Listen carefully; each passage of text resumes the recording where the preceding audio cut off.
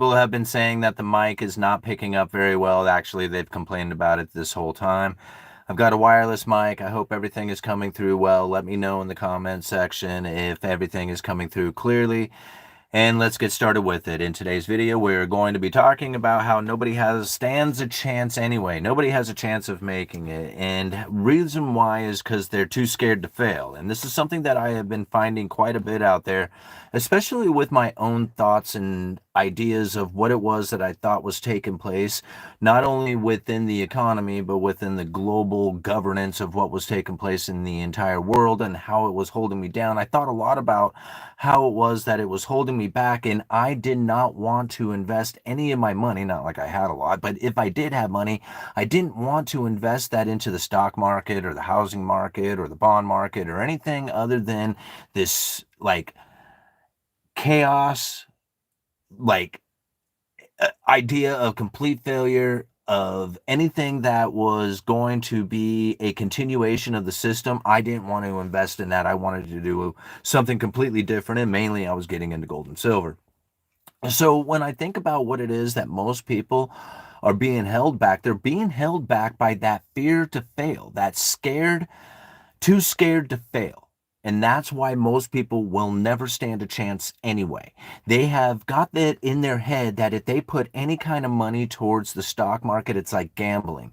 Or if they try to work hard to get into rental properties, it's just too far out of their reach. And so instead of trying to do something that is going to benefit them in the long run by getting into investments of any kind, even if it does fail, instead they would go to the bar, or they'll go out to eat, or they will buy silly toys or something of this nature. And to me, I'm thinking, well, you were scared to lose your money, but you're not scared to go and give it to the bar. See, now to me, I'm thinking about this. It was just like, how can you be so worried about putting your money to the stock market, call it gambling, and then at the same time take that money and go and buy alcohol? Like, I know I did that, but then I was justifying my reasons for going to buy alcohol by saying I shouldn't put my money in the stock market. If I put it in the stock market, that's like gambling, and gambling's bad, and the stock market is bad, and that's evil corporations and all the other stuff that goes along with it. And so instead, I justified it by saying I need to feel better, and I would go and consume alcohol.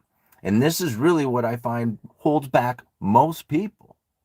Like, really, if they look deep down inside, it probably comes down to something as simple as that. Maybe it's not alcohol. Maybe it's, gambling itself. Maybe it is gambling that you're putting your money into. Maybe it's something else, some other kind of, I don't know. People get into all kinds of addictive things that they have to do with their life that they feel that, maybe it's shopping or something of that nature, just going out and buying clothes. I hear of this whole thing, retail therapy. I don't get it, but I mean, I hear it's a real thing.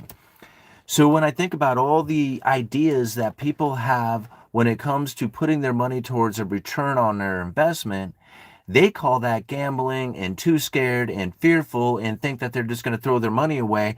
But ultimately, I think really it's a self-justification so that they can go and put their money towards something that's a more pleasurable experience. Really, if they look deep down inside, that's what they're doing. I mean, right? So now I have to ask myself, what was it that changed my attitude about where it was that I was going to be putting my money? I mean, really, you think about it, people have this tendency to think, okay, I work 9 to 5, that should be enough to do everything in my life. And maybe it should be enough. I don't know, but it doesn't seem to be. And most people can't make it at that. So now we have to change the way we're looking at it, because I know when I was thinking 9 to 5 should be enough, it never was. In fact, never in my life have I ever found a 9 to 5 job to ever be enough, no matter how much I was getting paid from it. It was never enough money. And so I know for a fact that if you have a 9 to 5 job, that you are never, ever, ever, ever, ever, ever going to have enough money to have that better standard of living that you are hoping for. It comes from other efforts. side hustles, side businesses, starting your own business and making that business provide for you entirely. Or it comes from a return on your capital investments, like being able to get a return on your capital and have an interest that came from that. That is really how an individual who is a working class citizen can acquire the things that they need in their life that is beyond that of their job, because a job is barely going to do it and never will. Never in the history of time is it ever going to work. I mean, maybe it will for some people. It never did for me. I mean, I'm almost 49 years old now, and never once in all the years, 31 years that I have been working plus, that I have ever had a day job pay me enough. So I just come to the conclusion it doesn't, right? And so I know that. And most people who aren't accepting of that generally are the same people who are not willing to cut back on their expenses so that they can get a little bit of that extra money to start putting towards something that is going to be a return. Because if they did get that extra money, they're going to go and blow it on good times or something of that nature. Now, if you don't have debt, yes, you put it towards investments. But if you have debt, you got an awesome, awesome position. Because if you have no idea on how to invest, you pay off your debts. There's no better investment in the world than paying off your debt.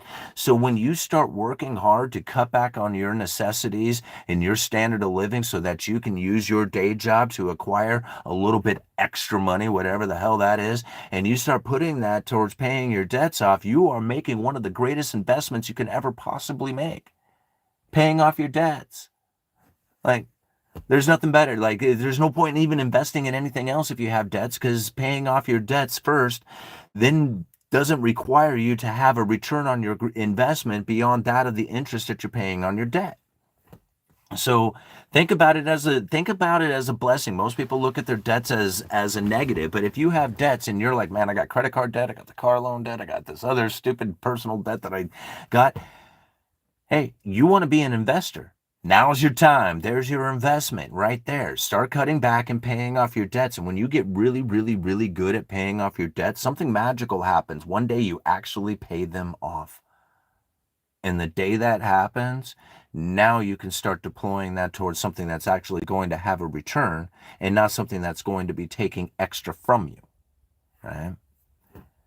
And now I know seems very simple for a lot of people to hear, but really it's not when you think about when you think about how many people out there are failing to understand that their day job is not enough, and they're trying to blame somebody for that. They're trying to say that it doesn't work. Let me ask you guys something. Is the mic working out all right? All right. Oh, we got Chris Strings. I want to make sure and get to these super chats and not lose. And we got $5. Thank you so much for the super chat. Do you agree with Robert Kiyosaki on buying a house to live in is a liability and not an asset? Absolutely, I agree with him in saying that buying a house to live in is a liability and not an asset. You end up making 30 years worth of payments to live in this thing. Every one of them has an interest payment towards it. You have to come up with that money to do that. This is definitely a liability. I'm pointing at my house, by the way.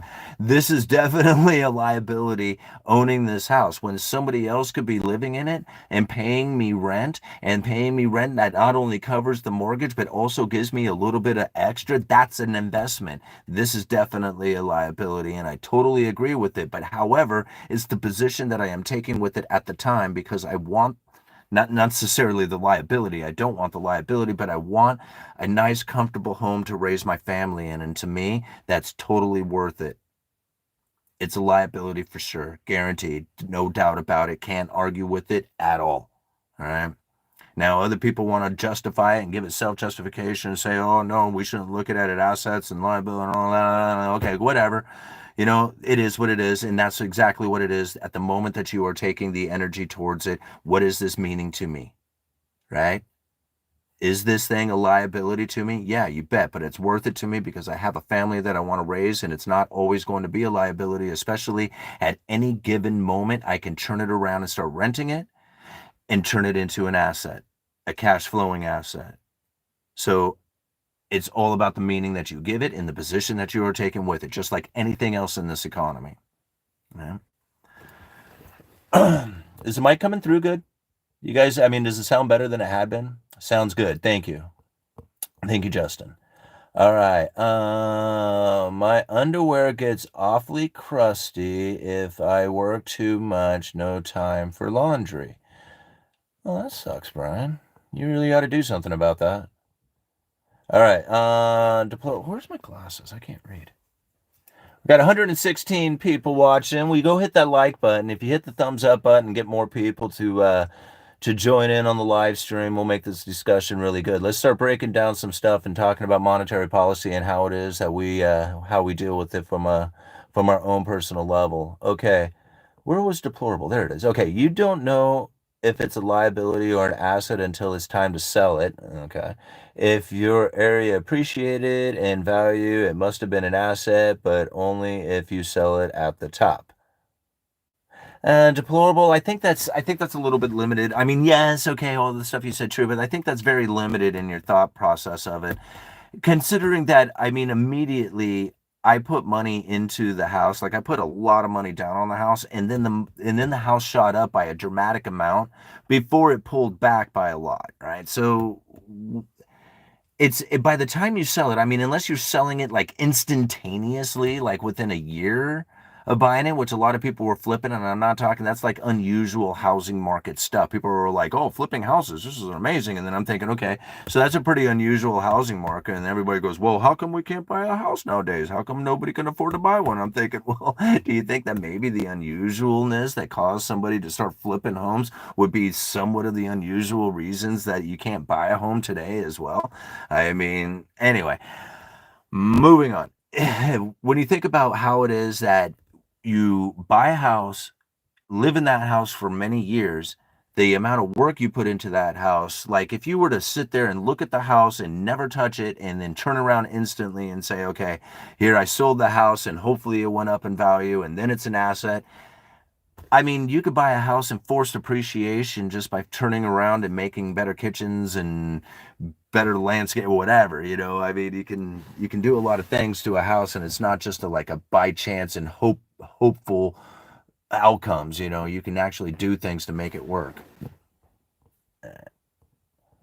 Kind of rambled on there. Okay, knowledge is the answer. Absolutely. Okay, let's break some stuff down. Van life is catching on. Absolutely. If I was single and had like what I got going on now, I would totally live in a van. I mean, I would have no problems with it. People can make fun of me all day long. I wouldn't care.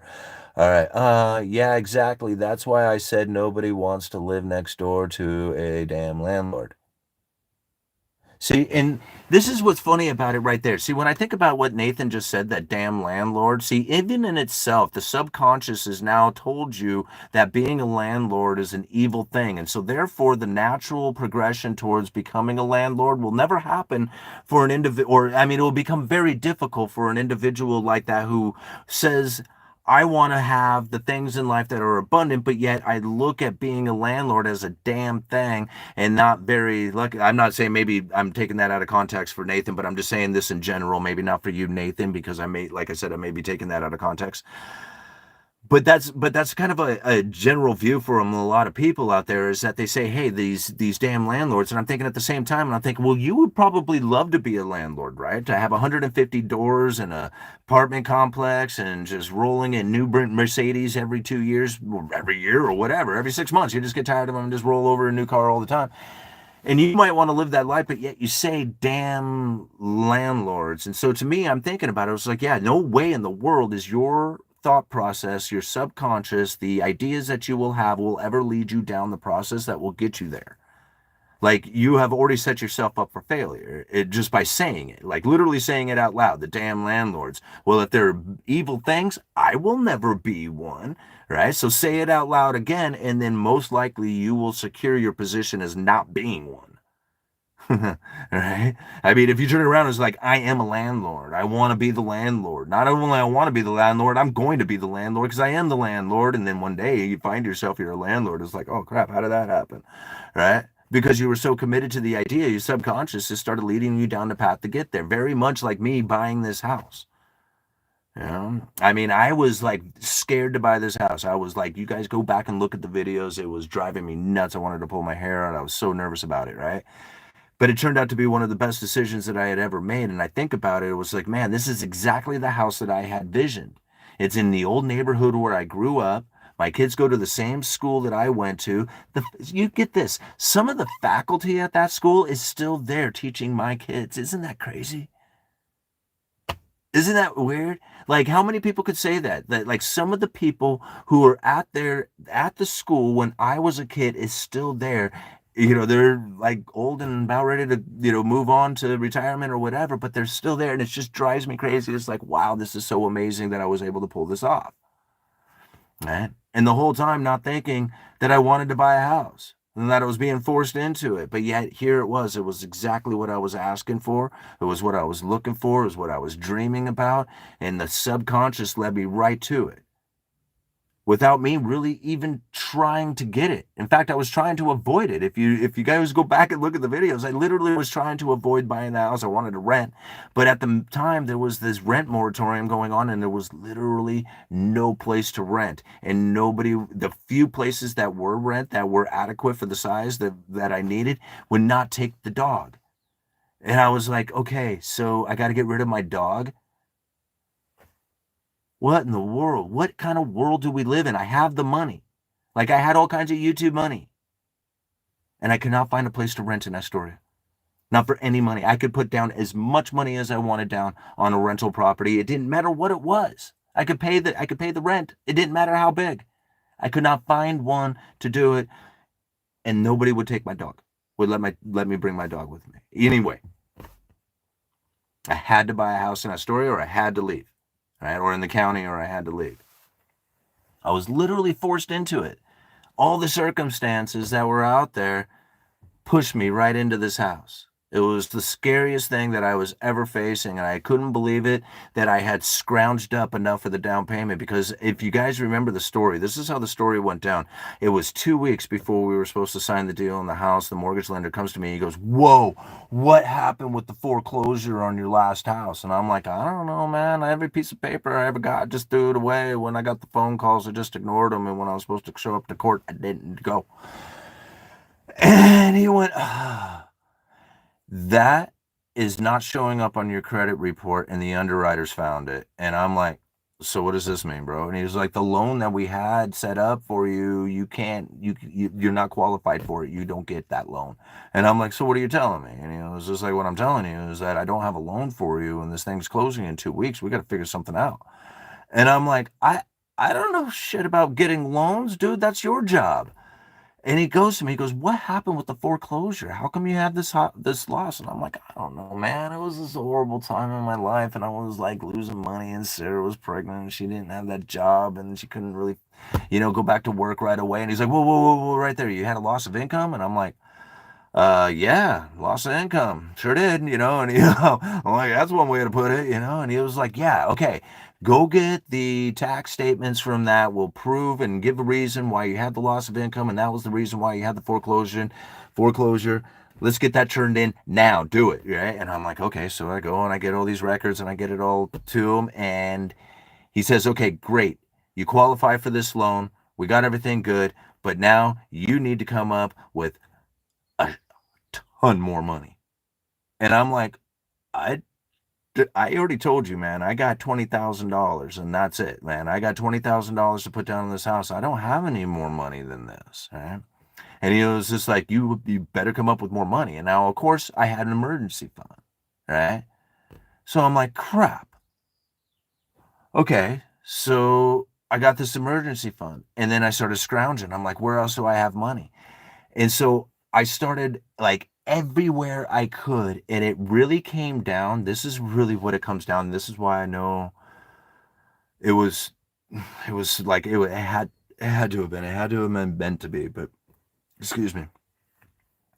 What it came down to is the viewers had been sending me PayPal tips and donations, and I never spent them. Like I spent a little bit here and there. I would give a little bit, like when we would go out to eat or something like that. That's when I would spend it. I was like, "Hey, this is on the viewers. The viewers are, buying the family dinner," and that's where I would spend that PayPal money. But for the most part, it just kept accumulating. I just kept it going. And in the early days, the channel wasn't monetized. And so that's why a lot of viewers were sending me the PayPal donations, and it was quite a bit too. And so it was the PayPal donations that I had that really was the last bit that I needed in order to get the down payment for the house. It took everything. When it was all said and done, after I had scrounged up all the cash that I had and everything and the PayPal and I had a Patreon going. I had a little bit of Patreon money, a little bit of Teespring money.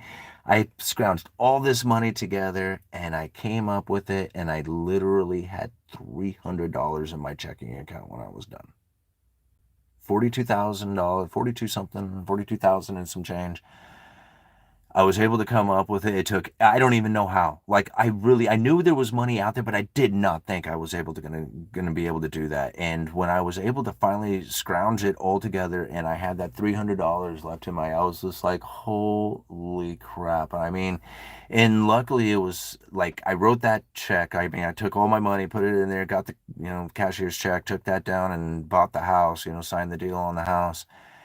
And I mean, I just remember like thinking, holy moly, I only have $300 right now. And then I got a Google payment. So it was just like, I got paid right there and after that. But it was like, it was amazing. It was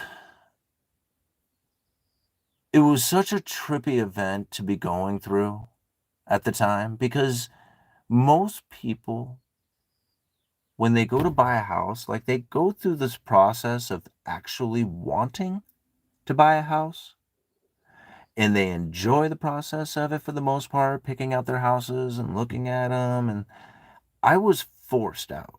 I was forced out of the rental property that I was on, and I didn't blame my landlord for it. I mean, he was like, dude, have you seen the prices of property lately? He says, I really want to sell it.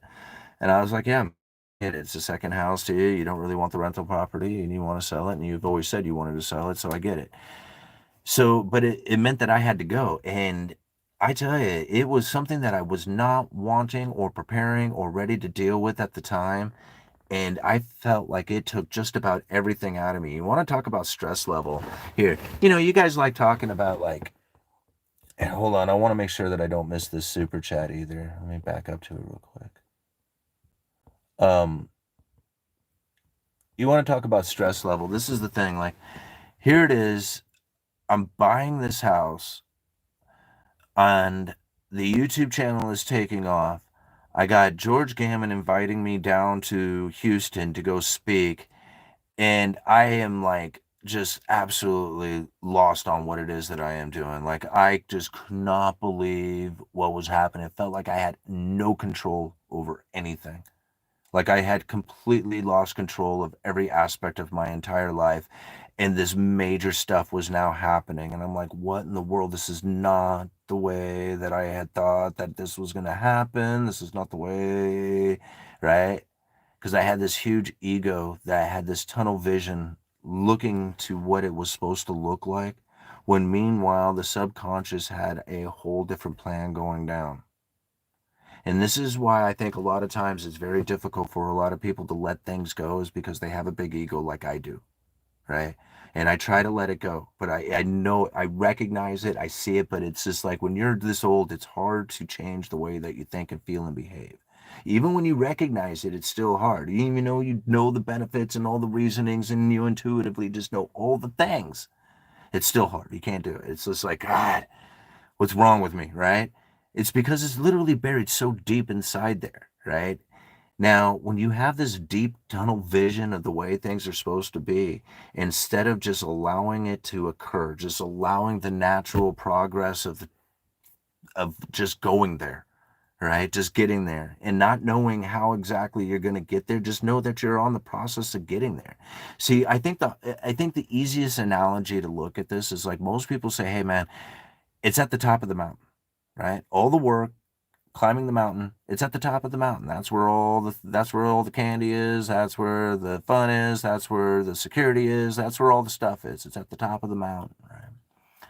And so people look up and they see it and they start having the head down and they're thinking, "No, man, this is wrong. This is not the right direction. I need to be going up."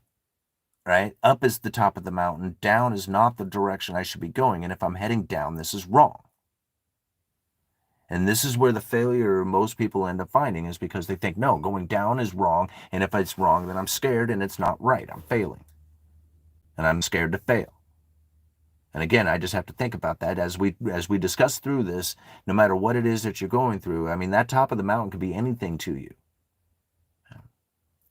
And not realizing that if you just took the bigger picture from it, you would realize that you're standing on the other side of a valley. You have to go down. There's no other choice. You have to go down into the valley in order to start climbing the mountain. And most people start heading down and they think, now this is wrong. This is not right. This is, I mean, whatever is happening here, this is the incorrect path because my tunnel vision says this direction is the right path. But when you just let it go and you're just thinking, okay, well, I'm just going to head in the direction of the mountain itself. And whatever happens along the way happens because whatever lessons I learn are the lessons I need to learn. Right? And as you start to learn those lessons, you start to realize that the path along the way is teaching you how it is that you can even get to the top of the mountain and deserve what it is that's there. Because you can take the easy trip to get there and then stumble down that mountain and never realize how it is that you never were able to hold on to it in the first place because you didn't struggle to get there. And if you can understand that analogy, then it'll be much easier. It'll be so much easier to just let it go. Let everything go and trust the process of what it is that's happening and knowing that you are doing the next right thing. If you don't know what the next right thing is, go and pick up the room, go do the dishes, go do something around the house to tidy it up and make it look right. That's the next right thing because you can't think of anything else. That's it.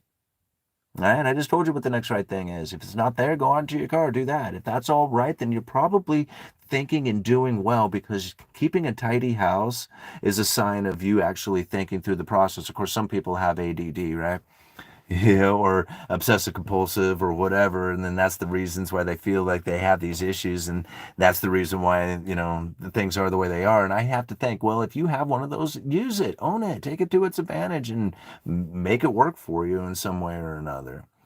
I mean, I myself think about it. It was just like, man, I must have some kind of issue to come out here so much, so often to talk about these things in order to get other people to understand on a level that I feel that I have now understood to pull themselves out of what it is that they are in as far as that spot in their life. Because I can't tell you what that would be like. For me, it was a dark area in my world, in my existence.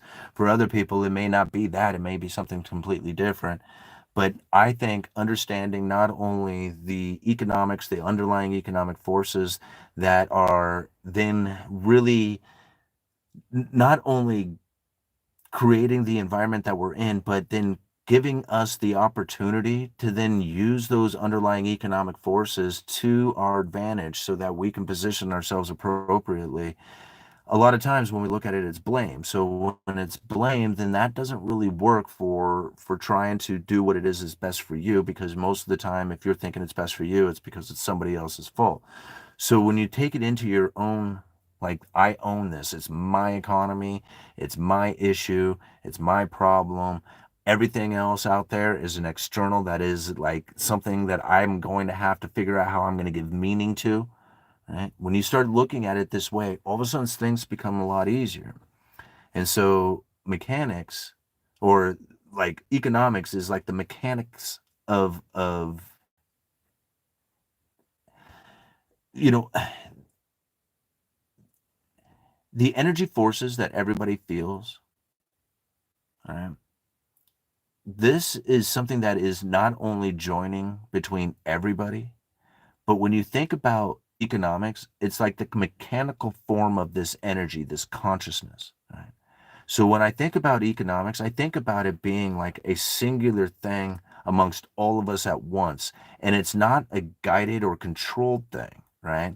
It's much bigger than that, in the sense that I look at something as simple as this wireless mic that I'm now using, right?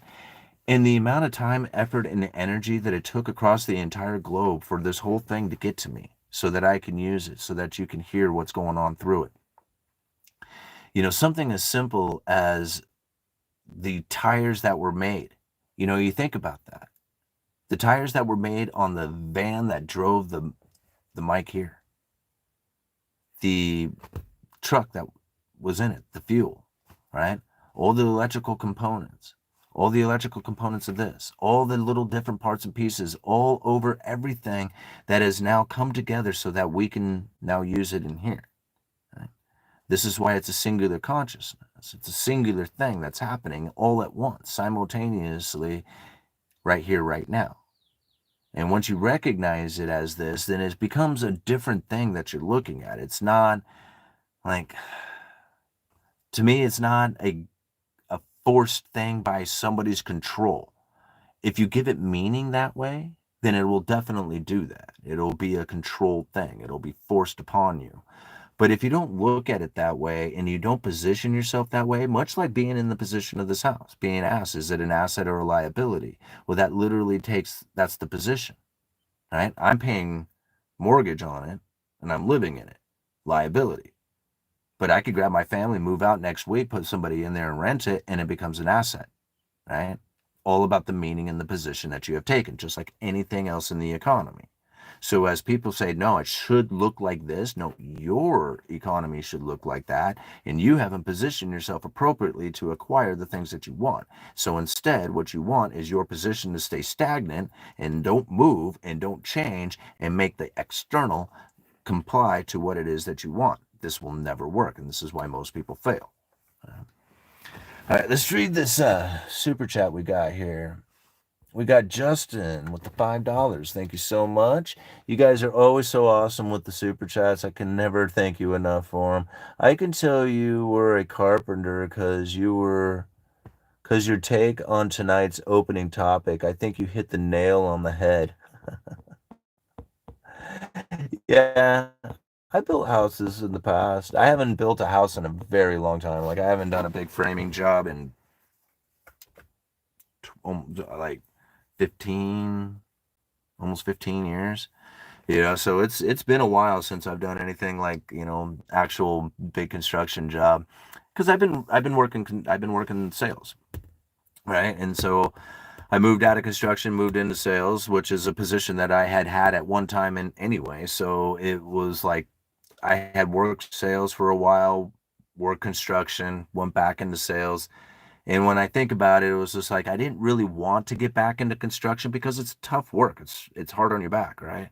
And so getting good at sales is a nice position because when it's raining out, you get to drink coffee and answer phones. And that's kind of what I thought. It's just like, yeah, why am I going to bust my ass anymore? I mean, it's probably good money. I could probably still do it for a while, but eventually it's going to burn out. And then I'm not going to really enjoy being old and broken. So let's just go ahead and accept the fact right now that I'm just going to start, moving into sales. And that's what I did 15 years ago. So, that's ended up what happened with me. All right, Nathan, not just renting the wreck, all kinds of havoc is society in general. Yeah. All right, if you consider time money, it is just a money and time sink. You guys talking about houses? See, this is what's funny. I think about it is like, okay, so I personally don't really want to be a landlord because I've seen the nightmare scenarios that come from people being a landlord, like tenants trashing their house, and it's just like, okay. Anyway, I don't necessarily think that I want to be a landlord. Now, when I think about who it is that I know personally that have made money, like a lot of money, like not only the people that I know on YouTube, like those are the obvious ones, but the people that I know personally, even in my own area, all of them did it with real estate. All of them. All of them. Like maybe a couple of the guys at the Rebel Capitalist didn't do it, but they all have real estate and all of them did it in real estate. So as people make fun of it and make, light of like all the people who fail at it or whatever, that's a fun story to kind of talk about and joke around about and stuff, but the reality is that everybody who makes money makes it in real estate. All of them. Like all of them. All right. Okay, I quit drinking after watching this. Did you? Well, good for you. Infinity Island production. I wonder if I can trust you on that. All right, Larry, having like 5 properties would be sweet. When you have a lot of properties, especially in the lower class areas, you run into bad people. Yeah, and see, if you have nice properties in really nice areas, you can't afford to buy them to rent out to people like you do in Astoria because the numbers just don't crunch out right. Like you literally cannot build or buy a house in Astoria and rent it out for the going rent. Like it doesn't pencil out. The mortgages are far too high, and people are like, oh, the rent's too high in Astoria. It was just like, yeah, it's because the mortgage is like how stupid outrageous now on most of these homes here because they're so expensive. So the rent here is just ridiculous. It's like it. I mean, there's a guy that I know who rents a 2-bedroom apartment, and if I remember right, I think him and the roommate that he has with him, they pay, I believe it's slightly more than what I am paying for a mortgage on my house right now. And I'm like, oh my God, it's just like, it's insane. So, I mean, I don't try to buy real estate here to rent out. Why would I? You can't, it doesn't pencil out, and it would just be people mad at you, and it would be, hard to profit and all that. The Uneducated Economist. Nice to see you, Cody. Glad to see you up in here, bud. All right. Hit the thumbs up. Yes, please do. Excuse me. Agreed. Most people are priced out of the area as well. That's why I moved trailer homes to the Mesa. See, now that's something I actually thought about. It was like they don't, you're not going to really find any place around here that you're going to be able to set up trailer parks. I mean, I think like they just not going to allow it to happen in our county. It's a really ritzy area now, it's super expensive. But I love the idea of trailer parks, like, setting up a ton of those and renting them out. Like that would be cool. All right, Brandon, thank you so much. Fortified General Contracting. $4.99. Thank you so much. Love the discussion on personal paradigms. 90% of your reality is in your head. I'm a copper miner. Copper tariffs, I assume, is a smoke and mirror. Yeah, Brandon. I mean, well, just like anything out there, I mean, I just keep trying to tell people wait till they see what the tariffs actually are. Because how many people were flipping out about lumber tariffs? Like it was such big news. It was all over the place, and everybody was just losing their mind over these lumber tariffs, wanting to know what the hell was going to go on with them, and if there was going to be like this huge price increase, and if they thought it was going to go. And I was just like, no, don't stress it. There's like lumber tariffs is not new. That's not a new thing. All right, and we are a domestic supplier of all our lumber. We don't really need that much lumber coming from those other nations. Yes, it's very helpful.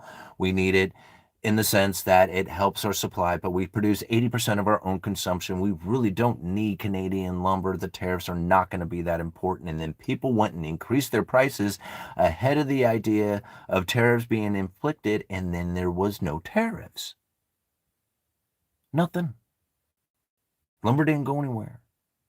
Just like I said, chill out. No worries. Calm down, right? I mean, I'm in the game. Don't worry about it. It's cool, right? Be cool. But those people flipped out and they get hung up on the news, and they just think like they get themselves wound up in their belief systems, and then next thing you know, they're on that power pendulum. And think about it, that's like the power pendulum that people can get on. There was nothing there. There was literally nothing there when it came to those lumber tariffs. And I mean, we're talking how many months ago? I don't even know now. It was like 4 or 5 months ago or something. Right? There was literally no reality to the situation whatsoever, but people jumped on the power pendulum of what this thing was swinging and said, look at all these reasons that's going to go up and all this. And then, right? Next thing you know, they had it locked in stone. That power of belief that went into this, that was just completely fabricated out of a pure imagination, right? Had a reality situation. Those people had business that either increased or decreased on account of their decision on what it was that they were going to do about these so-called tariffs coming to lumber. All right? Think about that impact. Would you trust your supplier again after that? If he raised it, was like, I'm sorry, guys, I got to raise your deck package. This lumber tariff, it's going to hit us hard. And then he sold that lumber package for a higher price, only to find out there was no lumber tariffs. And the people down the road, they didn't increase their prices. Right? See, very rare would that actually happen. Would somebody would increase their prices due to a hunch on what it is that they believe is coming. Like, I would not be able to do business on a hunch like that. I know I sell lumber every single day. If I am not absolutely competitive, if I am not absolutely tight on my margins on where it is that I am putting those particular numbers on particular products coming from particular vendors, if I am not like absolutely on the spot with what I am doing, then I will miss the sale. And I know because I've missed sales. I miss sales. It happens. Like, it's just part of the game. You cannot, like, there is no way in the world, even the best salesman in the world, I don't care how good you are, you get them all. You don't. There's no way. This is not possible. So you have to be competitive every second of every single day. So when I hear people saying, oh, they'll just jack up their prices and they just gouge, and I'm like, yeah, it sounds great, except that I would be the one guy who would be so much cheaper than everybody else. Right? Like, oh yeah, we're all going to get together. We're going to collude. Let's all increase our prices together. Ha ha ha. And I'll be like, oh yeah, you got it, sucker. I'll be right there with you. Except that I would be the cheapest one. Right? I mean, I'm a salesman. What am I supposed to do? I gotta get the advantage. And if I see the advantage because everybody else is going to hike their prices up and I can get it cheaper and I can put a cheaper margin on it, still feel comfortable with it and sell it cheaper than anybody else, hell yeah, that's exactly what I'm going to do. And so is my competitor buddy down the road, who I know very well, who I grew up with, went to high school with. He knows me and I know him, and he's going to do exactly the same thing to me. We're going to jump back and forth until both of us have hit our bottom line, and that's what's going to sell for. That's all there is to it. I mean, all these people say they just get together and gouge the prices. It's just like, okay, I'm in the game. I would love to just gouge the hell out of my customer, except that I wouldn't do any sales, right? I mean, because I'm the salesman. I'm trying to get as much money as I possibly can out of my customer. The only problem is that I also have to be competitive. And I also have to be a good salesman with a quality product, delivering on time, providing the good service, and all the other things that come with it. And just like every other salesman is doing the exact same thing, we're all doing this together, right? Competing against one another. So, no, right? It doesn't work like that. I don't care how many people say it does, it doesn't. Where was that? Oh yeah, the copper. Thank you very much, Brandon. I really appreciate it. And what do we got here? M Rider 77. Let me grab my glasses and read your comment. Oh, we got another super chat too. Hold on, let me read M Rider 77. I foresee the market melting up. What do you think? Well, M Rider 777, I have really come to the understanding now that I am not going to listen to anything else out there when it comes to whether or not there is going to be an increase in market prices or asset prices or something of that nature.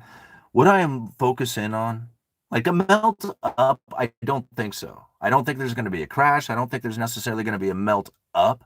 I think the direction generally is most likely going to be in favor of the asset holders, only because everything is focused in on the top 20%.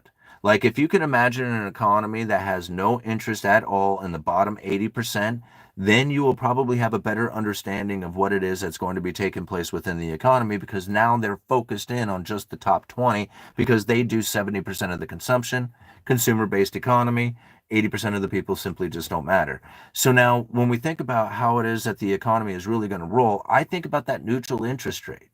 Is the Fed getting closer to the neutral interest rate, or are they getting further away from it? Is the neutral interest rate getting closer to the Fed funds rate, or is it getting further away from the Fed funds rate?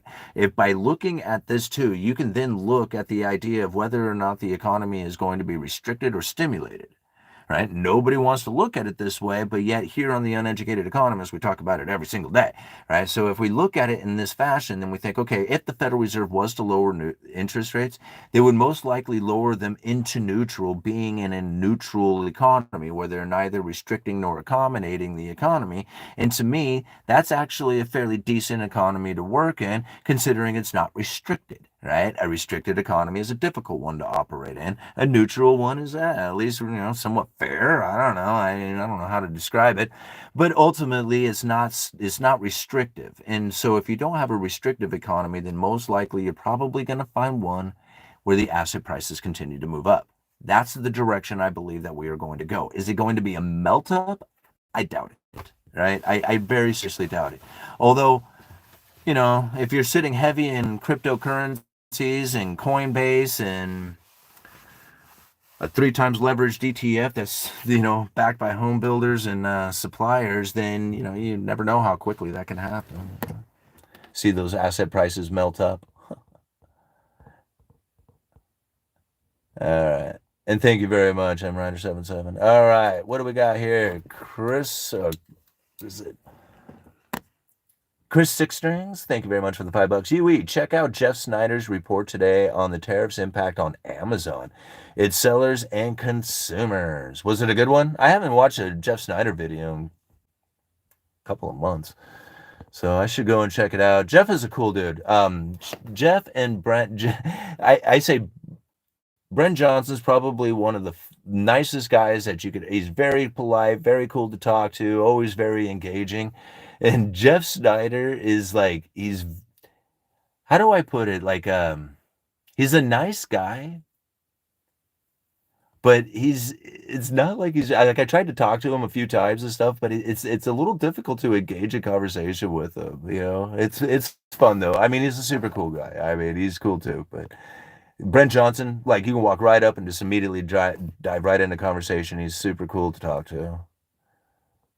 But I'll go check out Jeff Snyder's stuff. He's worth listening to. All right, true, but the metal run up more than some of the miners. Strange week. Yeah. And I find it like, when it comes to, excuse me, when it comes to a lot of the metals, and I'm not, one to deny being in the metals and metal miners. I have some silver miners and gold miners mining stocks. But when it comes to that particular, like, especially silver, the silver manipulation game has just become so frustrating for me because, like, I've been following the silver manipulation game for a very long time. Like, I don't know. I guess ever since I even got into my first ounce of silver, I was thinking about some of the silver short positions that were taking place at the time and getting very excited by the likes of Max Kaiser and talking about JP Morgan and crashing JP Morgan and stuff. And so when I got really lit up about silver back then, I thought for sure I was in a position in which that I was just going to absolutely kill it. And when I think about where silver price is today, I'm thinking, yeah, I've seen this price before. This isn't new. I mean, I saw these way back back after the great financial crisis. So, seeing silver at $35 an ounce doesn't really get me excited, or, I'm not really pumped up about it. I think about the dollar or the silver to gold ratio, and I think, oh my gosh, man, like, silver is incredibly undervalued, like ridiculously undervalued to gold, which means that it has very little downside risk. And for me, things that have downside risk is a great place to be.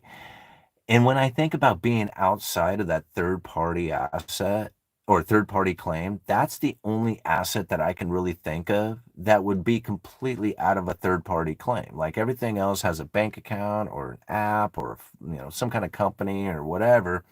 They have everything of yours, right? I mean, you might have some right to it, but they have it. When you have silver and gold in your possession, like, that's outside of that third-party claim, and whatever they do doesn't really mean anything.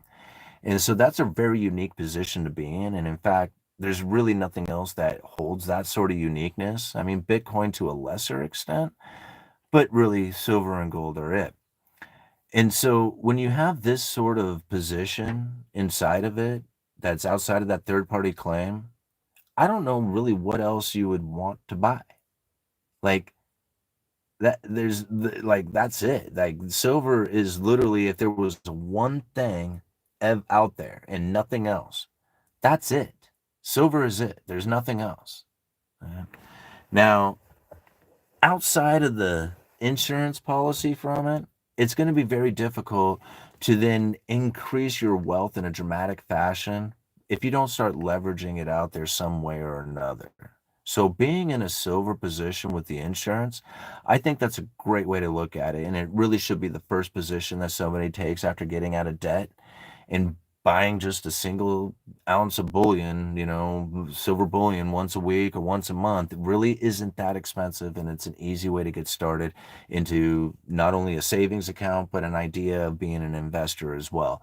So again, like, to me, there's really nothing else out there that comes close to what silver does. And for somebody who's trying to get started and new, here's another thing. If you have no silver in your hand, something very interesting takes place. And everybody talks about it, right? Everybody talks about it.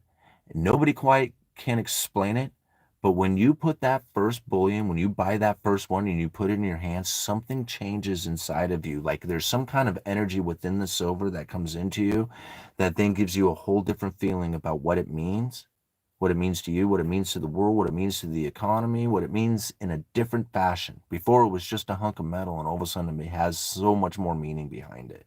And it doesn't happen until you really have it in your hand. You can think it does, then you have it, and then it changes, and you feel the weight of it, and it's something else. So that's all I had to say about that. All right.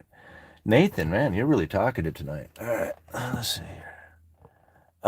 For average person investing on their own in the stock market, dollar cost averaging is a great tool. It is. I totally agree. To ensure that you have insurance, that you don't buy high or get caught in a bubble. I agree.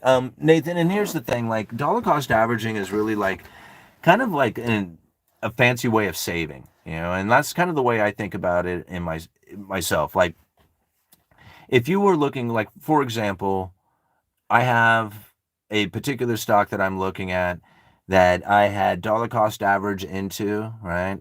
At, I'm just going to say it was at $90. I don't know what the exact number is. I dollar cost averaged in at $90, and today the current price is like $300 or so. I don't know what it is. I didn't look. It's over $300, right? This is Coinbase I'm talking about.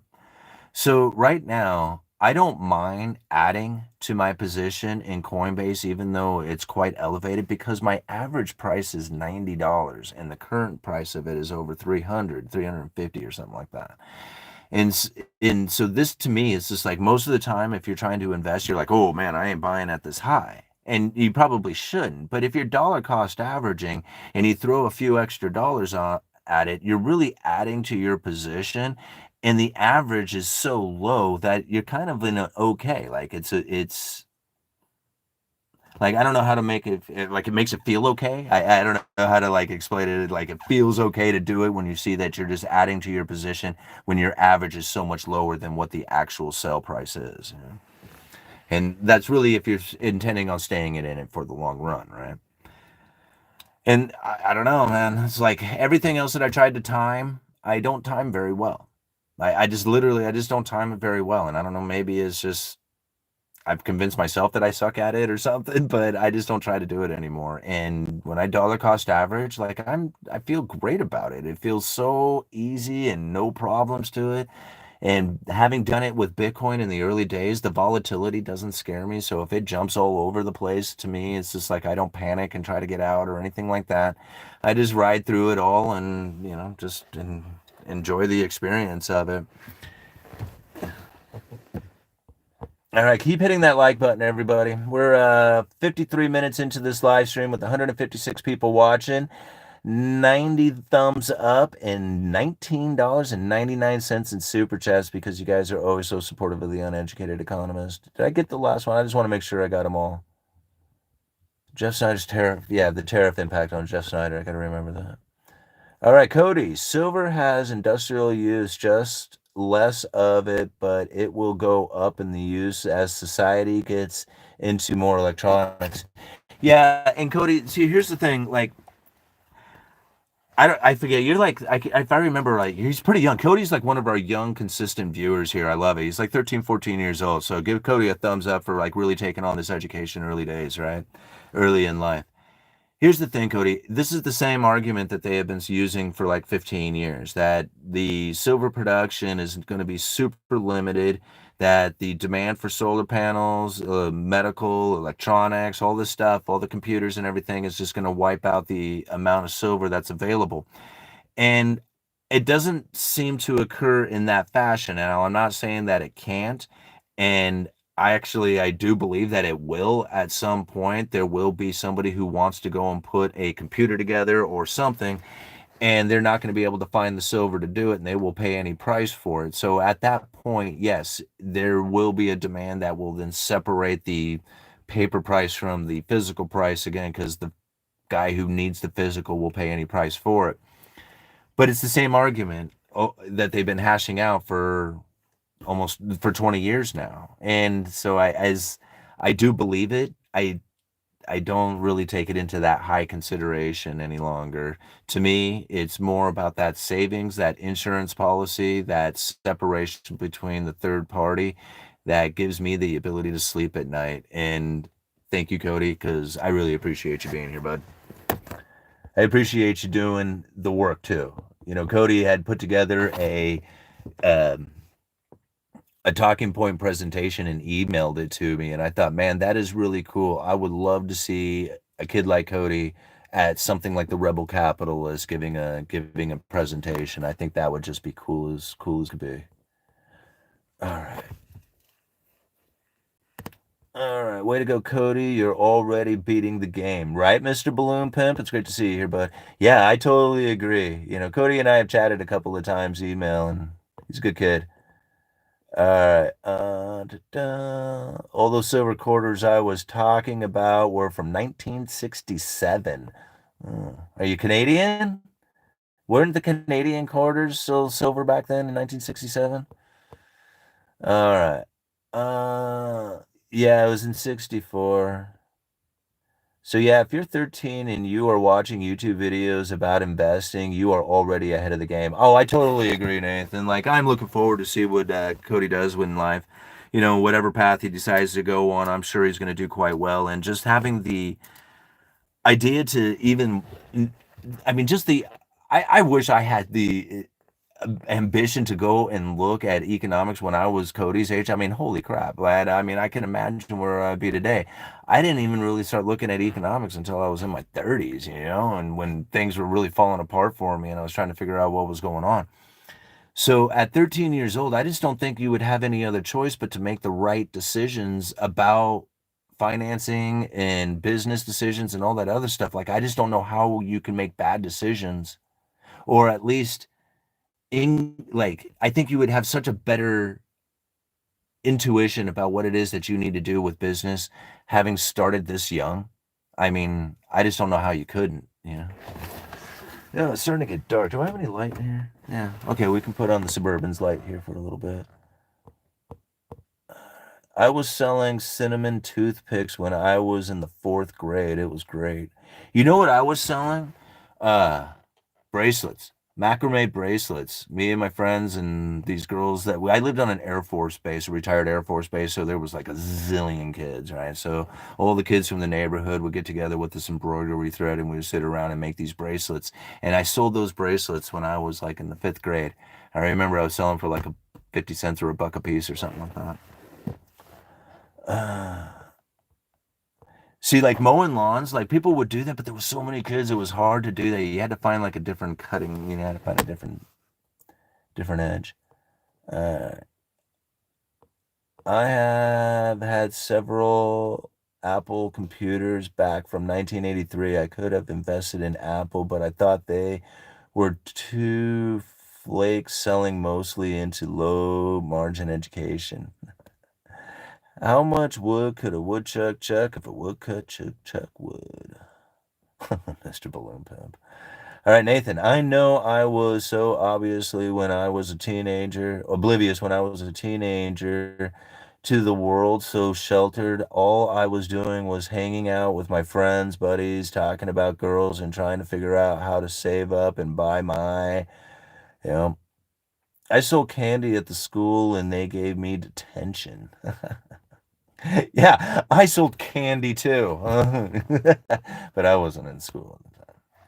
All right.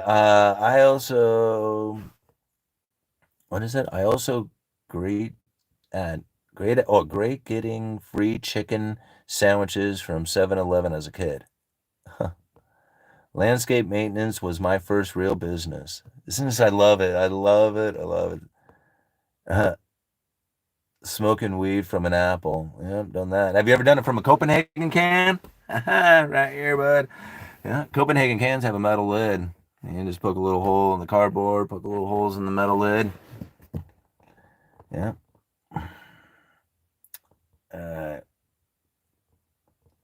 That's right, folks. My parents once had 3-hour-long fight over a $10 bounce check that my mother bounced at the grocery store because she was a horrible record keeper. Oh, Nathan, that sucks, man.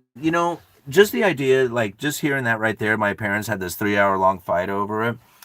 One of the things that I think like a lot of times we end up facing is like these positions that we end up being in because of as children, even if our parents were really nice to us, just the environment that we were growing up in didn't necessarily give us this feeling of being safe and secure within our experiences. Like, we might have felt safe enough with like the parents were nice enough to us and didn't treat us bad, but then didn't feel necessarily safe in the sense that the parents were not necessarily decent with each other or created an environment with each other that says, yes, this is a stable household that you can grow up in.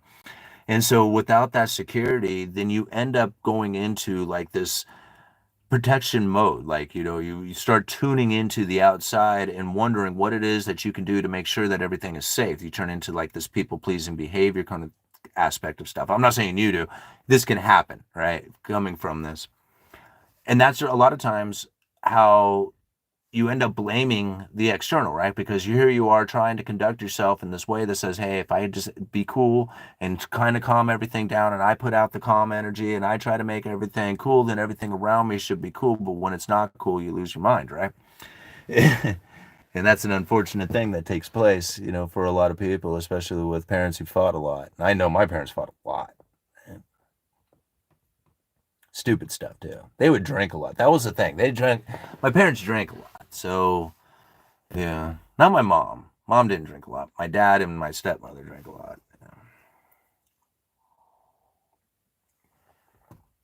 But what do? You just you grow up with it, and then you realize, oh shit, man, I did the same thing, and now you got to figure out how you get out of it. All right, my mother was a manic bipolar depressive, so I ate food at my friend's house most of the time. That sucks, deplorable. Yeah, and it's weird how many people actually grow up with these kind of messed up childhoods. I look back at mine and I think to myself, man, it wasn't that bad. Like I grew up in a military household, right? So like everything was taken care of. We always had housing, always had medical. My teeth are always taken care of. Like I went to the dentist all the time and stuff like that.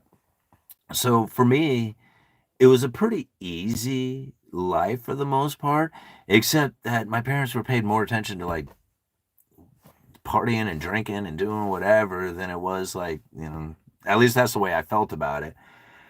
So when I finally got out, I was like, man, I'm bailing on you guys. I'm out of here. And I ended up going in and drinking anyway, right? Doing a lot of that. And that was, ultimately just kind of going down the same path. And I don't know, like how it is that you're supposed to not do that when that's what you were accustomed to. Like that's what the familiar energy is. That's what you just do. You just kind of do what your parents did. So after you kind of grow up and grow out of that, it's just like, man, what a profound change. And you go back and you look at your life and you're like, oh man, now I think differently about the way I was raised, because all of a sudden it starts clearing up, right? Especially after you start raising your own children. Then it really starts to change. All right, call Simon. The real problem is that they had 5 kids, and my dad was a janitor, and he just didn't make enough money. That's okay. That is a problem, and this is the problem that most people end up facing is that they just don't make enough money. Like I just don't make enough money. I never had just made enough money until I realized that it was my understanding and feelings and thoughts and attitudes about money that was literally limiting and preventing me from having money in my life. Like I made decisions and worked in a way that kept me from actually acquiring more in my life. Excuse me. And this is how it ends up coming from our raising, from our upbringing, right? Like we literally just don't understand how it is that we are supposed to conduct ourselves in any other way other than showing up every single day for work and trying our best to then secure as much income and not spend it and and try and live this very meager life and acquire whatever it is and we need, and we struggle real hard with this, and we put this attitude towards like, okay, keep doing this thing because we gotta work real hard, and it's like, whoop, it's not gonna work. Right? It's not gonna work that way. It's because you're already kind of set yourself up for failure, that it was already a struggle. And so you prove it to yourself that it's a struggle. I know I did it. I struggled for a long, long time, and I made it a struggle. Like I literally, I don't even know why I did it, but I did things on purpose that literally made it hard on me. A lot of it had to do with the fact that I wanted to drink instead, and that was one of the problems, right? I didn't want to do the work. I wanted to do the work, but I wanted to drink more. So when I think about that, it was just like, okay, I could have not drank and gone to meet that guy who says, "Hey man, you ever thought about doing this project? Maybe we can work on this together and maybe turn it into a business." And instead I'm like, no, I think I'll pass because I wanted to go hang out at the bar. How many simple little opportunities were missed out? Because most people have limited themselves. Oh, I can't. I got to go home to my family. I got to spend time with them. I can't do these other things. I totally agree. I want to spend as much time with my family as I can. And I do spend a lot of time with my family. But I also got to understand that outside of the 9 to 5 job, which is barely enough to cover the bills, I'm going to have to put in a lot more effort than that. I understand that's the case. I know it. And I'm okay with it. I mean, I don't like it to be that way. I wish it was another way. I mean, I can wish and hope and dream and pray, but I can't change the way anything is. And the only thing I can do is then take into consideration that there is an abundance of everything available to me.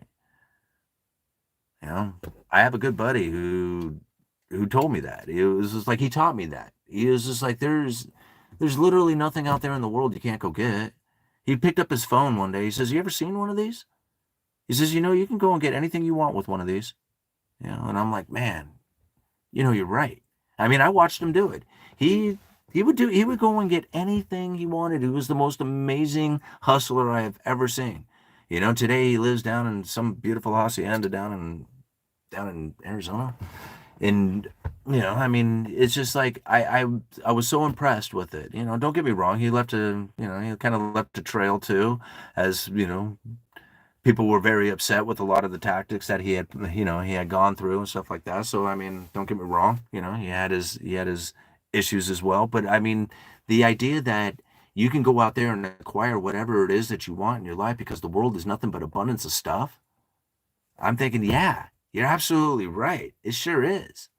And when most people are thinking, man, I dream to have all these toys and all this stuff and then to me, I think, I don't want toys. I don't want like I mean I want toys at the time of playing with the toy. Like I mean I would love to have a side by side to go ripping it up through the sand dunes or something like that. Like I mean, don't get me wrong, that sounds like a great time. But I don't want to go and pay for one of those things and then maintain one of those things and just to have it so I can enjoy it a couple of times a year or something of that nature. No, that's not really for me. I'm much more excited about doing things like getting return on investment and putting my money towards things that is actually going to have a return to benefit my family in the long run. Now, don't get me wrong, having fun is a benefit to the family, But if it comes at the expense of security, to me, like, that's pleasure versus pain. Like, you can go and have that pleasure, but you may experience a painful time in your life as you just don't have the money to pay the bills because you don't dumped it into a side by side. All right, I want it, but I don't want to pay for it, so I won't get it, type of thing. No, here's the thing, Cody. Like when you have the money, like I could go out right now and go buy a side by side.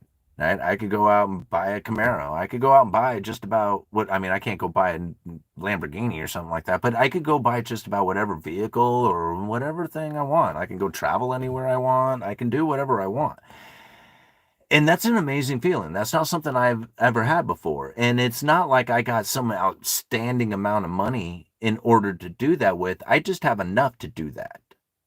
And when you have enough to do that, then it's not necessarily that important. It's like almost as good as having it is having the ability to do it.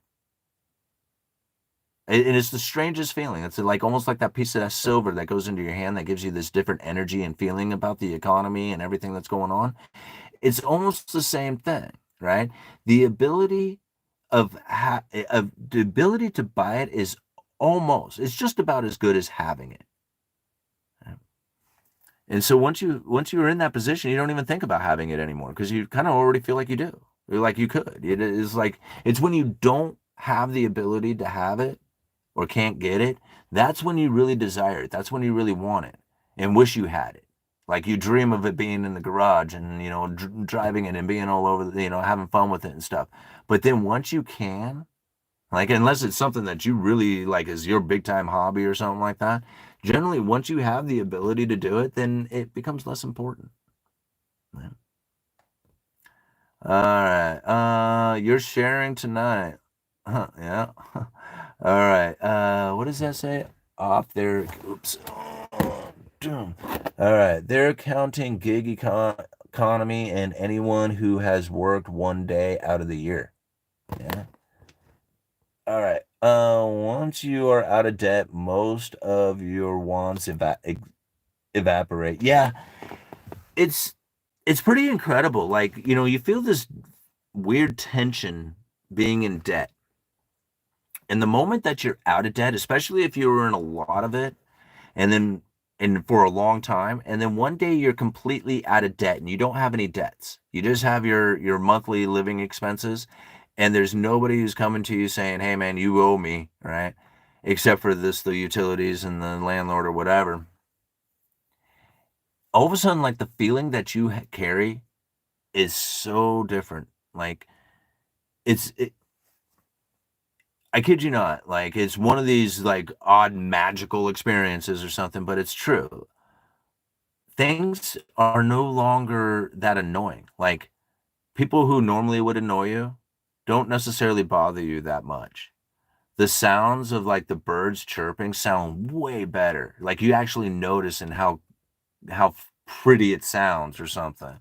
The coffee, even in the gas station, smells really good, even though it's gas station coffee. Like all these things about your life start feeling better because you don't have this tension, this frustration of having to pay this debt. And once it's gone, like it's amazing. Like you just feel so much better about the world, you know? And it's amazing on how many people are in debt. And I think to myself, yeah, that's the reason why we feel so much tension and how come we feel so like negative and combative to each other and stuff like that is because we're constantly walking around with this feeling because the majority of people are in debt. All right. Today was a bird chirping day for me too. For me today. All right. We are raised to consume to excess. Approx 6% of U.S. population have a hoarding disorder. Being debt-free is freedom. M Rider 777. When you're out of debt, your mind feels free. It really does. It changes a lot of the way that you're feeling and carrying yourself and conducting yourself. It's a different vibe that you carry, and I remember, like, I did a video the day that I actually got myself out of debt. I'm in a little bit of debt now. I'm going to be out soon. But I remember the day that I had paid off my credit card after being in debt, like, by a lot for a very long time.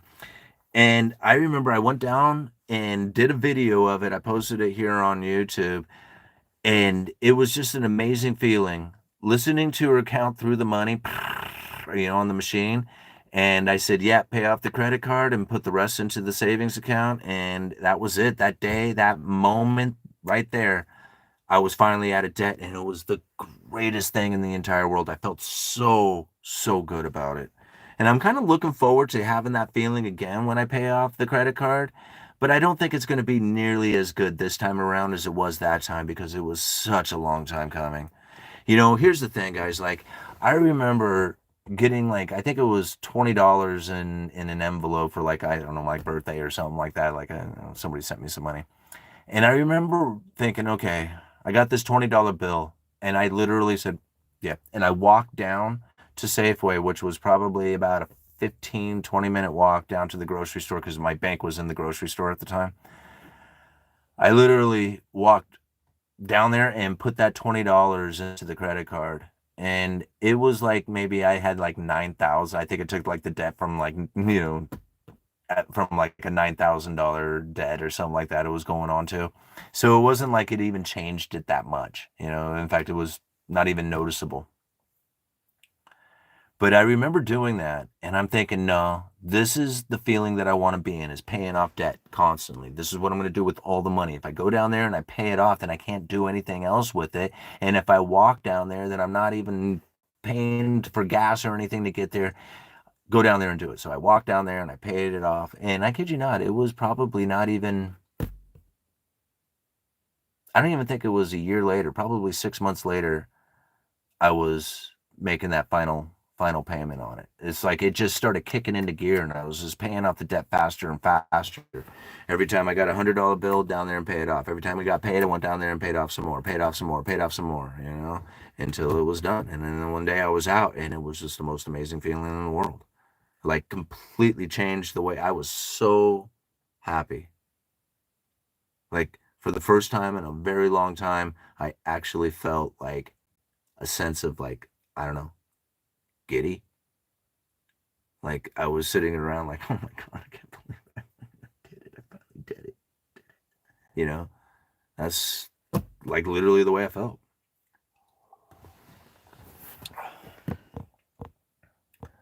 All right. Grandma will be moving in when her health care and retirement are gone. I don't know about that, but my mom's gonna come visit pretty soon, so that's kind of like grandma moving in for a little bit. I'm pretty excited about that. She's gonna come and hang out for a few weeks. All right, 1,000-mile journey requires a first step. Take it from me. I run ultras. Yeah, I don't know about 1,000-mile journey. Oh my gosh, what this walking 1,000 miles? But I mean, I guess everybody has to at some point. I never catch you alive. You never catch me live. There we go. Okay. See, Lex, what you here today? That's awesome, Simon. I have 10,000 bitcoins. Should I sell? You have 10,000 Bitcoin? No, you should send me one of them. That's what you should do. Links down in the description. All right. Miss you, Grandma. Yeah. How much silver is a good amount to own? That's really a very personal question on what it is that you need and want for your own personal life. I mean, how old are you? 18 years old? Or are you 80 years old? And what is it that you're hoping that silver is going to do for you? So what is a good position? Like, I personally, if I was to tell somebody just to get into silver with no idea on why or any kind of real like strategy behind it, they're just saying, oh no, I want to load up on silver. How much should I buy? I would keep it pretty low, 5 or 10% of your net worth. I mean, that would be an extreme amount to get started with. Now, there was a time I was 100% in silver, and it didn't work out very well for me. Like, I didn't like that at all. And so I'm not going to go back into that, but I do have a significant portion in silver, and I am very comfortable having a significant portion. It's beyond 10%, right? And so by having that, again, many forms too. Like I don't have it just in bullion. I have like ETFs, which I don't necessarily agree with, but I do have a small position in ETFs. I have a great position in silver miners. And to me, that's all part of it, part of that like kind of silver position, even though it's more of a stock position than it is the physical to get out of that third party claim. Like that's, but to me, that's all kind of the same thing. Um, in like the portfolio idea of it. So again, if somebody was to ask how much should it be, like if you have no idea on what it is that you're going to do, then I would say 5 to 10%. Like I think that would be a bit much, right? But if you want 5 to 10 somewhere in there, then I would be like, wouldn't that seem reasonable? Right? But again, like some people I know are a lot more, and I was at one time 100%, and it didn't work out very well. It's like nothing worked out very well, except for the fact that I was able to buy a car when I was completely broke. And so that was kind of neat to be able to take 165 ounces of silver and turn it over for a Tahoe that was in great shape and, got me back and forth to work. I mean, that was why I always considered it the insurance policy and always will. All right, keep hitting that thumbs up button. We got 160 people watching with 108 likes, and a $4.99 super chat comes in from Triscuits. I like the name. Long time listener. Right on. Thank you for being here. First time super chat. Well, thank you so much for the support. I really appreciate you guys. I'm 27-year-old plumber working on my master's license, but don't see myself doing this for 30 years. Do what do you do? Like, what do I do? Okay, so Triscuits, this is the thing. You have, just like everybody else out there, you have a passion for something that you want to do. And you know that you can be helpful and useful in this world. And if you don't want to be a plumber and you're working towards being a plumber, that's probably like, I don't know, like you're going counter to what it is that you should be doing with your life. And I'm not trying to tell you to not be a plumber. What I'm saying is that if you're going to be a plumber, be the best plumber you could possibly be and enjoy being the plumber. But if you don't want to be the plumber, then you do need to find out what it is that you do want to do with your world, with your time, with your effort, with your energies out there. And I always think to myself, what is it that I could do to try and be helpful and useful? What is it that I can be helpful and useful for in this world? Like when I come out here on YouTube, that's the thing I'm thinking. Be useful and helpful. Make sure the information can be understood in a way that the person who is hearing it can then say, yeah, that's a good idea, or I'm going to think about that, and I'm going to use that in the future. And if I can do that, then I feel that I'm going to be rewarded for it. And when I do it, I am rewarded for it. Sometimes if I do it really good, then I can be rewarded, quite handsomely for it. Other times, if I get attitude and I'm being more, how can I say it, like predictive and accusing and, condescending or whatever, and I put that sort of energy into it, then guess what, right? It's less helpful and it's less useful information. It might be entertaining to some people, but for the most part, it's not helpful and useful, and therefore the reward for it or the return on it or, the counterbalancing for my efforts, which is generally going to be a reward, will diminish. And I know this, and I've done it, and I've proved it to myself. It's like, what's going on? I go back, I watch the videos. Like, well, you ever thought about maybe trying to be helpful and useful again? Like, duh. All right. So, what do? I mean, there's a lot of videos out there on where to find your passion, on how to find your passion. And I can't tell you how it is that I was able to discover it for myself, because that's one thing I can't show anybody. I don't know how I did it. I don't know why it's economics. I really don't. Like out of all the things in the world that I could have ever gotten into to study and research and be part of, I don't know how in the hell it ended up being economics. Right? I didn't do very good at school. I didn't go to college. I don't have family of business. I don't have inheritance. I don't have all the stuff that you would typically think would drive somebody into researching and educating themselves or just becoming aware and knowledgeable on economics. Like I'm not that dude, but yet here it is. I'm doing it as deep as I can and is doing as much research as I can and sharing as much as I can so that I could get a better understanding for it. And I feel that that is how it is that I'm being helpful and useful to this world. And I don't know what else it is that I could do that can be that helpful and useful to this world. I don't know how I came across this. I really don't. And if I could figure that out, I'm going to show it to you guys. I'm going to tell you how I did it so that you can do it for yourself. But I really don't know. All right? I stuck with it. I don't know why. I kept research. I kept asking questions. It kept the curiosity, just kept driving me, and I couldn't figure out why I was even doing it. I did it for years and years and years. I mean, I studied, listened, tried different things, and to finally get to the knowledge that I had today, and to be able to recall it as it's cemented into my tongue. Like I just don't know it any other way than the way I know it. And being able to do it to this level is just beyond me to why I did it when most people who even go to school don't learn it to this level. You know? When I figure it out, I'll show you. I'll tell you.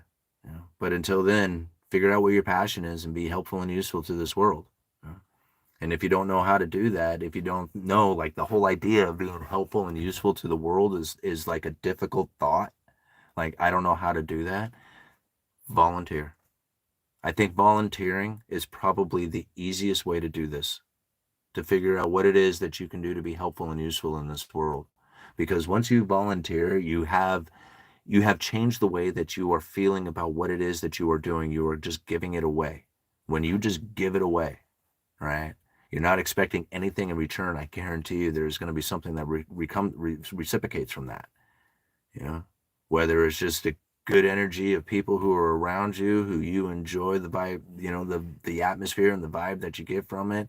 Something like, it could be something as simple as that. You know how many people just wish that they could spend time with somebody and enjoy the afternoon, and they don't have anybody in their life? They got all the stuff, right?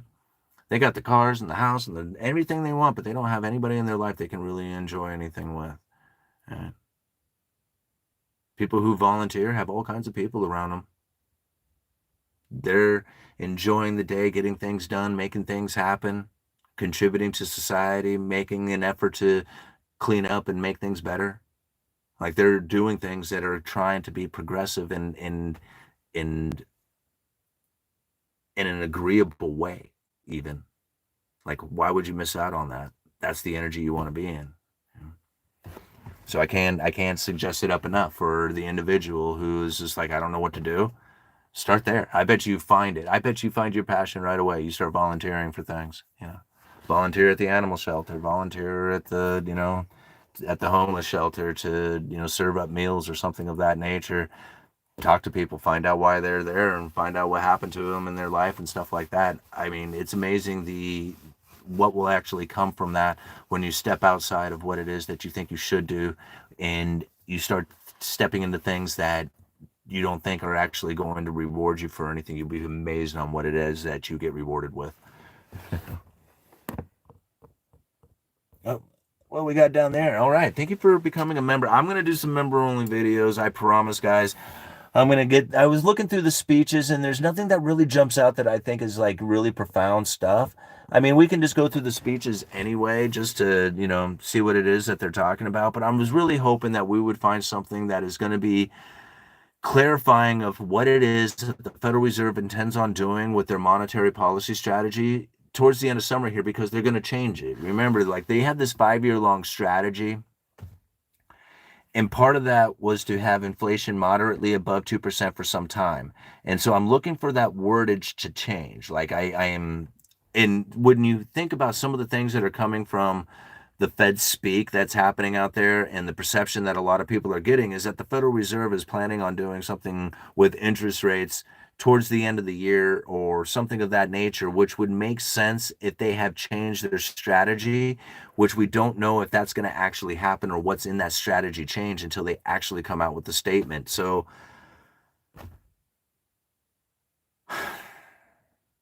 the consensus view, that's what they call it, right? So when they change the consensus view. Thank you, Christopher, for becoming a member of the channel. I really appreciate it, man. Did you guys see the rumors that Powell is going to resign in the coming days? Yeah, no, I doubt it. That's just the thing. Like that, I've never seen something as obvious of a distraction from the reality of the situation that is happening out there as much as I'm going to fire Jerome Powell. Or can I replace myself as Fed chair? Or I'm going to appoint a brand new person and replace Powell or something of that nature. All that is absolute distraction. Distraction, distraction, distraction. There is nothing of any kind of reality to that at all. There's no grounds for it. And when people discuss it and put this effort towards the idea of it and theorize on it, what they are doing is jumping onto a power pendulum that is going to zap their energy from them because there's really nothing that can ever come from it. So instead of focusing in on what it is that you should be doing that's most appropriate for you and yourself and your time, instead you're jumping, we're not saying you, but people have been jumping on to this power pendulum of the idea of firing Powell that will dissipate with nothing that comes to fruition from it. And you will be zapped of all your energy, never once ever committing that energy towards something that is going to be beneficial to you, like trying to start businesses or figuring out where it is that you're going to volunteer next, right? Oh, God. I got to scoot over here, guys. There we go. All right. I got a free A in economics class just from being here. Right on, Cody. He probably taught his economic or his teacher an economics lesson. He was like, "Let me tell you about Gresham's law, suckers." All right, this. All right, the stock market is just a beauty contest. It is not related to the economy. I don't know, M Rider 777, man. I mean, I cashed in some stocks and was able to spend that money into the economy. You can't say that it's not related, right? Now, I'm going to say that just because the stock market is doing well doesn't mean the economy is doing well. So, in that sense, I would agree with you if that's what you're trying to say. But the two are definitely tied to one another because if you can sell your stocks and buy into the economy, right, buy stuff or go consume, that's very much part of it. And that money would be spent on your business or, your services or whatever it is that you got going on.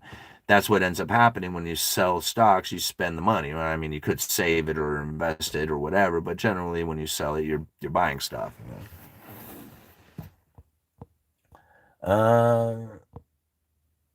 UE, my question. All right, let me go back and find it. Where's it at? All right. Okay, here we go. Are the various Fed boards collaborating or do they work independently and then meet to negotiate a singular position? Oh, that's a good question. So, are you talking about the different voting members of the FOMC? So, now the different voting members of the FOMC, these are the minutes that they talk about and stuff. So, you can go and see what it is that they are like, discussing inside of those minutes, those meetings, and what it is that they are, essentially planning to do for the future, but it doesn't necessarily give a good indication of where the strategy is, like within those meeting minutes where the strategy really comes from, or understanding of the strategy comes from the individuals speaking of their ideas of what is going on within monetary policy itself. So, like, for example, if you're listening to Michelle Bowman, she talks a lot about the regulations. Like, she is regulations, regulations, regulations. Like, that is her thing. And it's no wonder why she took the position that she recently did, right? And so when you think about these different board members, they all have like their different degree of like expertise or specialty or a sense of research on where it is that they are focused in on. Jefferson, for example, he's big into the communications. Like I really like reading Philip Jefferson's speech because he talks a lot about monetary policy, but really doesn't talk anything about interest rate adjustments themselves, which I think is really cool, right? Because that's part of the credible threat theory.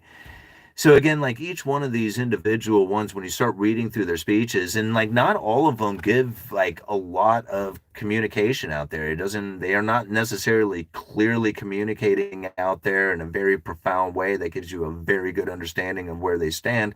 Their communication is very brief, very small, very light, and you have to do a lot of research to try and figure out what it is that those people are generally thinking and feeling when it comes to the economy.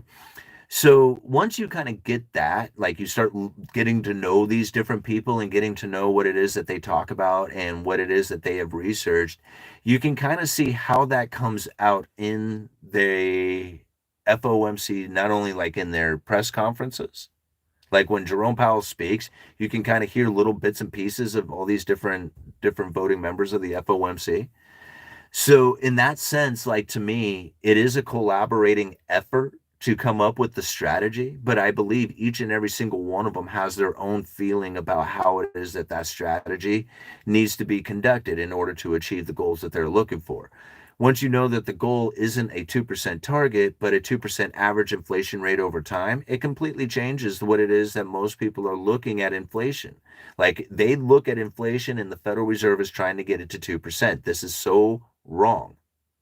Like, never has there ever been anything miscommunicated more in the entire goddamn world than the 2% target. It just drives me nuts when I see people talking about it because the Federal Reserve was never, ever, ever had any intentions to get to a 2% target. They were going for moderately above 2% for some time with no mathematical formula for figuring it out. It's called flexible average inflation targeting. But again, 99.9% of the people completely miss that and they do not know that it even exists out there. And so, therefore, most people don't get monetary policy at all. And this is how the Federal Reserve truly conducts themselves is by keeping this masquerade going that says, here, let me show you this like this show. Let me dance the marionettes or whatever, right? The little puppets out there, and we'll do this little show for you guys to pretend to look at and think that this is monetary policy. Where in the background, it's something completely different going on. Once you see how the communications to the other central bankers are conducted and you follow into those communications, and then you go and you look at the communications on mainstream media and you're like, that is like, what a difference. Holy moly. Like, how can they even do this and nobody catch on? I guess it's because most people just kind of regurgitate the same information over and over again, and they don't really actually do any deep diving research for themselves. Like, literally nobody. And when they do, it's brief and misunderstood. Like, they take a little tiny piece of some information that they might have found and then not really like put it into a bigger picture that is then giving the understanding of what is actually happening. I don't mean to call my man George Gammon out, but he kind of did it in a recent video. I think it was Deplorable who actually sent me the video, and it was fairly quickly into it that in this video, and of course George is like probably this one of the smartest guys that I know when it comes to the banking system and understanding how the money flows through the banking system. Like, this guy is on top of it better than anybody I've ever seen. I was watching him do a conversation. He was in a conversation with Mike Maloney and Lynn Alden, and it was probably one of the most in-depth conversations about the creation of credit and how this money flows into the economy. And it was just like, it was really incredible. And so I give George a lot of credit when it comes to understanding how it is that this money creation in the banking system works. But when he talked about the Federal Reserve admitting that the market's expectations are part of their, I can't remember the exact wording he used, but it was something about the omitting the market's expectations about what it is that the Federal Reserve is going to do in accordance to the lowering of interest rates or something. And I wish I could remember the exact wording of it, but I thought to myself, no, that's the credible threat right there. The market's expectations of what the Fed is going to do. He said it like almost like in those words, right? And I thought to myself, boom, right there, that's the credible threat. The market's expectations of what it is that the Federal Reserve is going to do. The Fed doesn't have to do anything, but that expectation is going to have a profound impact on the economy. It's not like the Federal Reserve is like, oh no, what is the market going to, going to do? We're going to have to react to this. No, no, no, no. The market is reacting to what it is that the Federal Reserve is, or what they expect the Federal Reserve to do because of all this communication that the Federal Reserve is putting out there.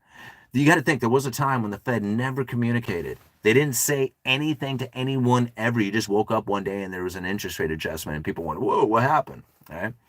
They didn't know that it was coming. All this communication about the Federal Reserve adjusting interest rates is new. That's only occurred in the last, since the great financial crisis, right? Shortly before, maybe not even shortly before that. I mean, Ben Bernanke was talking about using this as a monetary policy tool in 2002. So when you recognize how they use monetary policy through their words as opposed to their actions, nobody really knows how that works. Here on The Uneducated Economist, we keep constantly trying to break that down so we have a better understanding of it. So when I see things like that, the market's reaction to the Fed's and, the anticipation of what it is that the Federal Reserve is going to do, and I'm like, bang, right there, they got control of the markets, right? They don't have to do anything. Right? All they have to do is just put the words out there and create the expectations.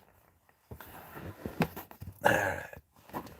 How late is it? Is it getting late, guys? Are we done? We got 150 people still watching. Amazing. 122 likes. Keep hitting that like button, everybody. I'm going to cruise down here to the bottom. All right. Oh, from a phone and give it a try. Okay. Simon would get his lunch eaten by a middle quality economist. There's just so much theory he doesn't know. Big bucket. You think some random comment from a guy that's sitting here on the internet just kind of saying, oh, you don't know what you're talking about. When I sit there and can go up on stage to 3 different economic conferences to speak with the same people as G. Edward Griffin, Ron Paul, Robert Kiyosaki, Mike Maloney. I mean, all these wonderful people out there that I have gotten to meet and have conference with and talk economics with, and you want to sit here and tell me that I am like a middle class economist? It was just like, dude, I know my worth, bro. If you don't think it's good, go out of here. Go find another place. Go find somebody else who's going to teach you about the neutral interest rate and how it is that the Federal Reserve's Fed funds rate is no longer restricting the economy because the neutral interest rate is rising on an inflation expectation due to all the tariff threats. How many economists are out here telling you about that stuff? 0. I'm the only one, but I'm a middle class economist, right? Who doesn't really understand anything out there. I think you should find another place to be. In fact, don't comment on my channel anymore, bro. What was your name? I want to make sure that you never comment here again. I'm just kidding, man. I don't care. All right.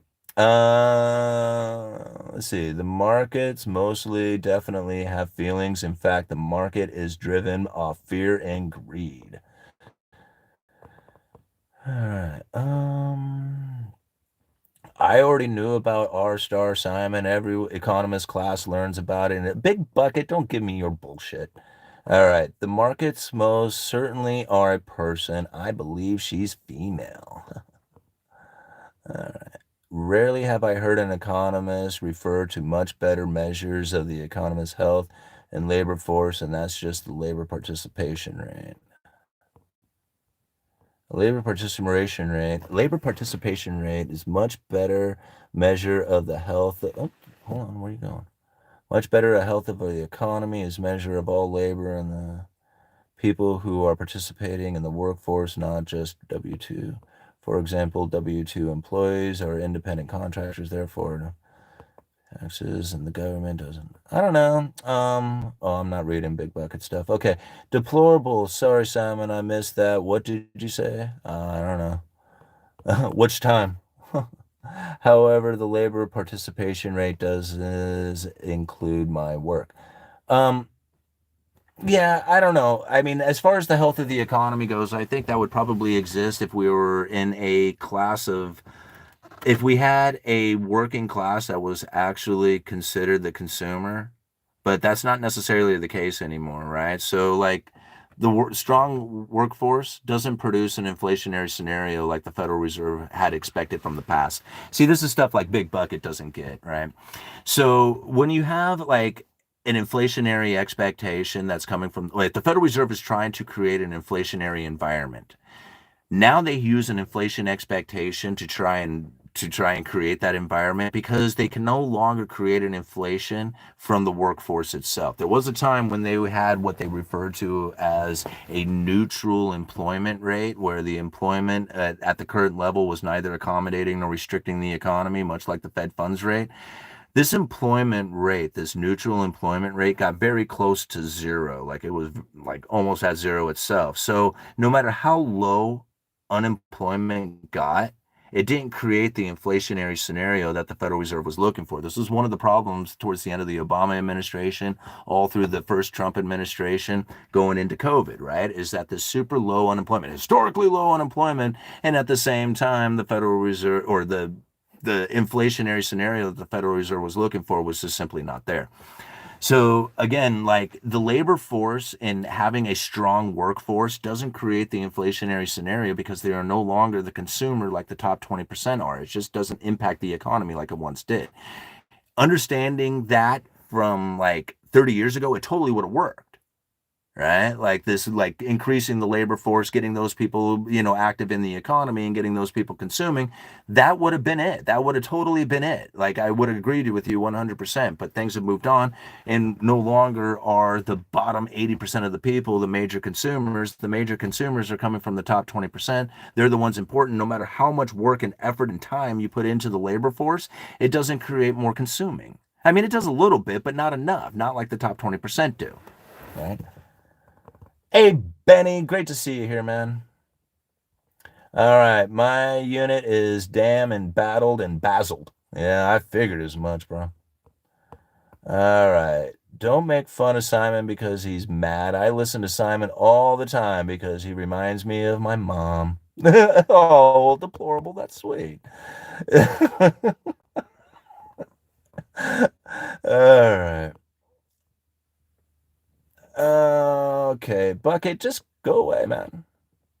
Loving people is what matters. See, the thing about like the problem, actually, hold on. Let's go ahead and get on that power pendulum for just a second. People like Big Bucket, they come out here and they badmouth me because they really just don't understand how it is that a guy like me can kick ass at doing stuff like this. And they're super, super jealous of the idea that I can actually perform it. Right? That I can make it happen. And so they come out here to try and belittle me because they know their efforts are absolutely worthless to the world because they can't seem to go out there and use it to be helpful and useful to the world. And now I don't mean to be putting them down, but if you're constantly out here doing this, that's what you're going to have to get. It's difficult to live in mom's basement and then try to act like a big dude, isn't it?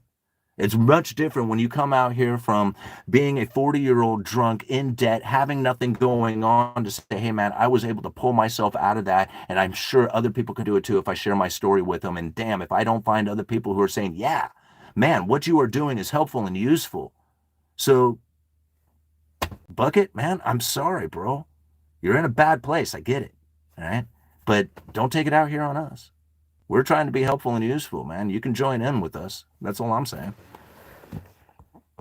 All right. And I'm not going to read your comments, so don't bother. I mean, maybe the other people might be conversating with you, but I'm not. I'm not going to read your comments anymore. All right. It's called haters. All right. I thought it was obvious, Bucket. No, we're not talking about Bucket. Okay. It is so dark, I can barely see you, bro. I know. I'm sorry, man. I don't. The suburban lights are way in the back. I guess I could go back there or something. I don't. Do I have a light in here? Do I? I thought I had a flashlight in here. Maybe I don't. Oh, no. Hold on one second. Maybe I can get the computer to light up. I don't know. I should go inside. Maybe we're done. Maybe we're done for the day. Let me turn this on. Maybe there's a little bit. Is that a little bit better? Here, hold on. Let me turn on the white screen. Oops.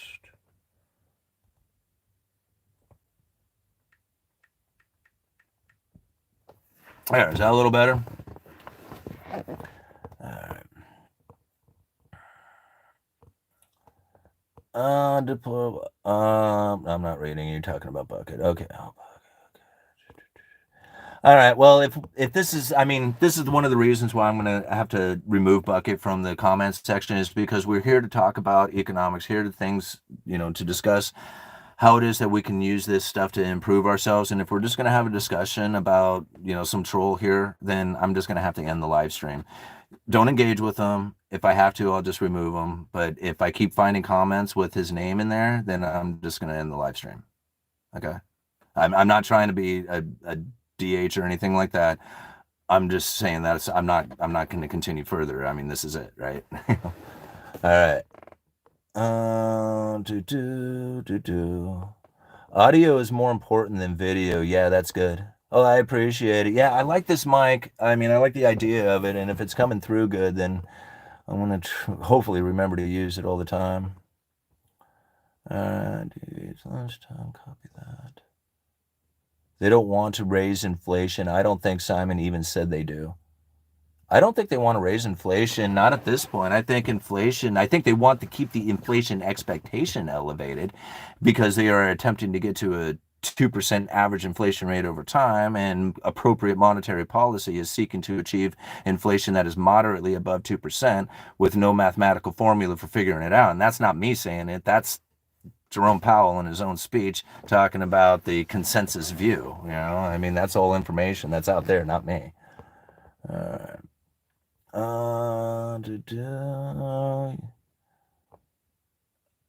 Okay, put not your all in God of Mammon.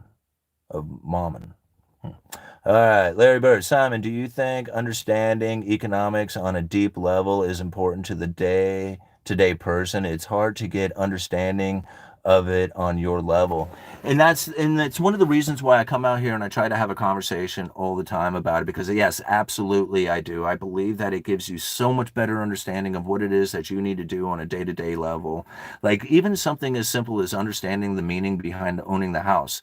Like just somebody, like when we were asking earlier, is it an asset or a liability? The house, it's literally the position that I have taken on it at this current moment. I can change that position tomorrow and make it an asset, or I can leave it as a liability, and I can literally change that overnight like that. Right now, I mean, it might take me a little bit of time to get a renter into it, but you understand what I'm saying. It's just like the meaning behind it can change literally overnight. And so how it is that you are going to understand this economy, like even something as simple as an asset versus liability, can have a profound impact on your decision making. I mean, good debt versus bad debt, understanding Gresham's law, understanding the bullwhip effect, understanding Cantillon effect. These things, like once you have internalized this information so that you can actually repeat it, like you can describe what Triffin's dilemma is, when you're able to do these things and describe them in a way that is if you almost wrote it, then you have a better understanding of how it is that you can position yourself when it comes to making major purchases or doing your investments or anything else out there. It becomes almost like it almost becomes clear. Like, think about it. If you have never fished before, it's going to be very weird to fish, right? You're not going to know how to cast. You're not going to know how to rig up your line. You're not going to know anything about it. No matter how much you do the research of it, casting a line into the water and reeling that lure back in, it takes practice and a feel for it. And the more you do it, the more you just kind of understand what it is that needs to be done in order to acquire the fish, right? In order to catch that fish. And you're not really thinking about it. You just assume, man, it's like, hey, it's dark, muddied waters today. I'm going to need to tie on a black lure, because that's what normally hits on these type of days. And you're not really thinking about the process of it. You just know I need a dark lure today, right? That's the same thing when it comes to economics. It's the same thing as being really good at fishing. You don't really think about it. You're just fishing. You're just catching. You're just going for it. And the more you understand it, the more you understand these underlying economic forces that are at play, the less you start blaming the symptoms of politics that are going on out there. Many people want to blame the politics and use that as the guiding force of economics, and they literally position themselves for that to occur that way. And that's why they don't see it any other way, is because that's how they position themselves. Every single political change that happens out there profoundly impacts their life. And so when they go out there and they're looking at the political arena, they are looking at it as economics because they have built their economy completely around that. I don't do that, right? I try to push politics as far away from me as possible so that I have them irrelevant to my life as possible. And people might say, oh, you can't do that. I'm like, no, you can't do that because you didn't set yourself up to be that way. I did. Right? And no matter how much you try to drag me into, hey, you have to look at politics, you're not going to, because that's a power pendulum I don't want to be on. And I'm not going to give it any thought or energy because it's most likely just going to zap it from me and leave me depleted without the ability to use that energy for my own purpose. That's how it goes down.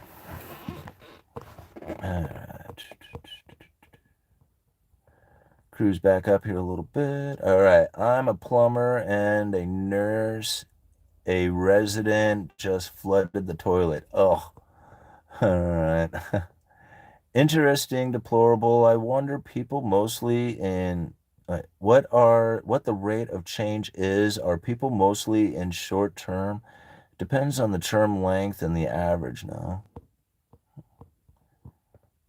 Deplorable, but if the interest is lower when you refinance, it wouldn't be higher.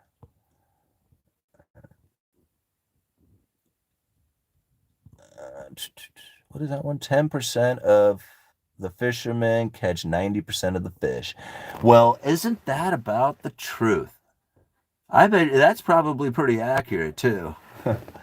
See, some things are just that way in life, no matter what it is, whether it's fishing or money. Simon, did you see my above question? I didn't. Let me cruise back up there and find it. Deplorables. To better clarify, when did you want to share it with the world? Okay, here we go. Simon, when you started your journey, did you set out wanting to help people, telling your story about drinking, etc.? If so, when did you decide to do it? Okay, so that's a really good question, Mr. Balloon Pimp. No, I didn't want to do that. I was embarrassed to tell people about my alcohol addiction and, going through recovery and how depleted I had put myself in as far as my finances and just emotional self or whatever. No, it was like, it's embarrassing. Hell no, I didn't want to tell anybody about it. But I was in the middle of telling my story about what was going on as far as my journey goes, and I couldn't help it. It was part of it. And so when I was trying to tell people, man, I'm 40 years old and I'm getting started doing this thing, right? I mean, I started the channel in 2017, right? So here we are, we're like 8 years into it. And so I guess I was like, what, maybe a year or two in sobriety? I don't know exactly because I don't know exactly when I quit. I didn't have a date and I don't remember the last time I had a drink. I really don't. Like I honestly I don't. I just kind of know the time around the time of air, that it was and there was like I had kind of quit drinking and there was a couple of times that I drank and I just anyway. So I don't know exactly what it was, but it was like maybe a year or two into my sobriety that I started the channel. And then I don't know how far into doing the channel that I brought up being an alcoholic and going to the meetings, or like suggesting that people go to the meetings. My wife had really got into Alcoholics Anonymous, and so I got a lot of residual from her. And so I started talking about a lot of those things. And when I started talking about those, it was a little embarrassing at first. And people were like, hey, man, I really appreciate your vulnerability and coming out and being honest. And it's really helpful and nice that you were able to come out and do that. Really appreciate it. And then I had people contacting me saying, hey, thanks for telling the story, man.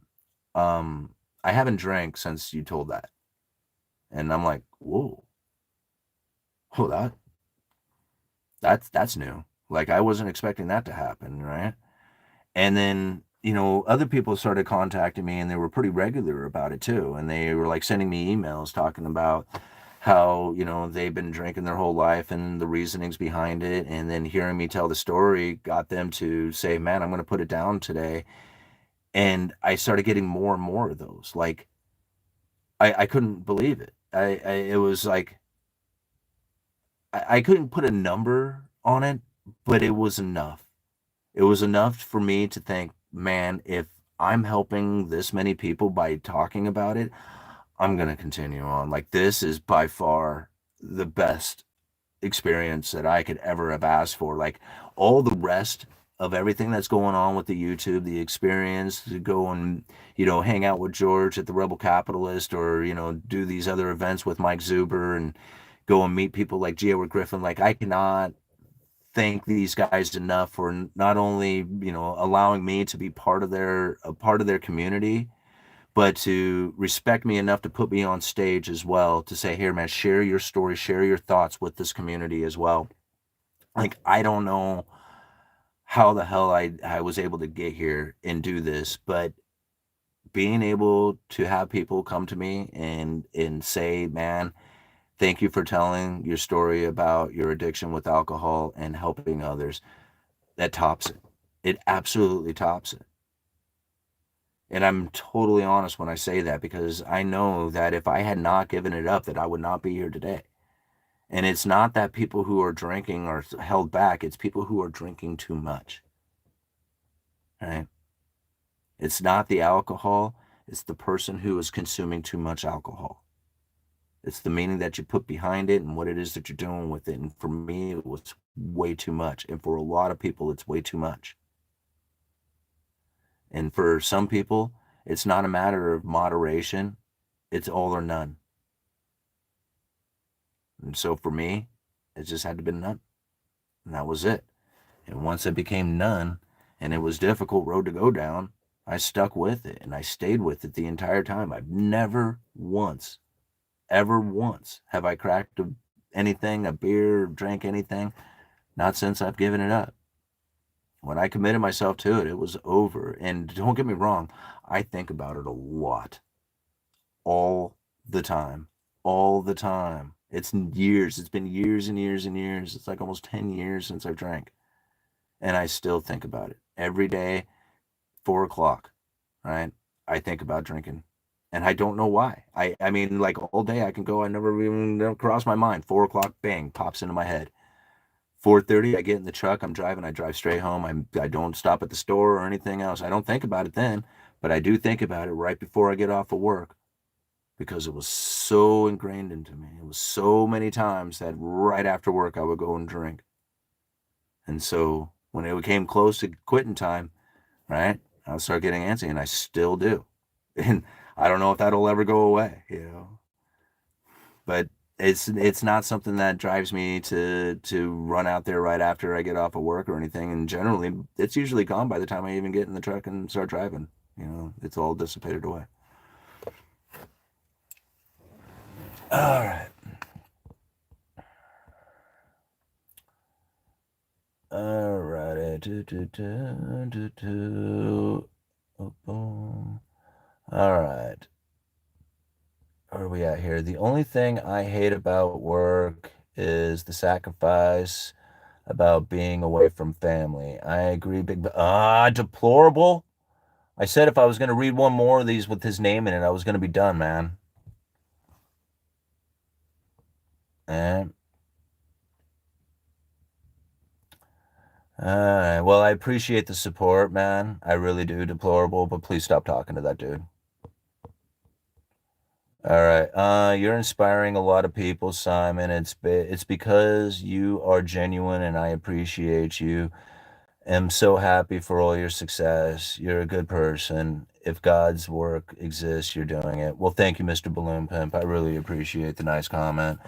And I just, again, like, I don't know what it is that I could do to come out here and give you any more of this. Like, I try to give it all to you. I try to give you everything I got so that you can run with it and do whatever it is that you need to do.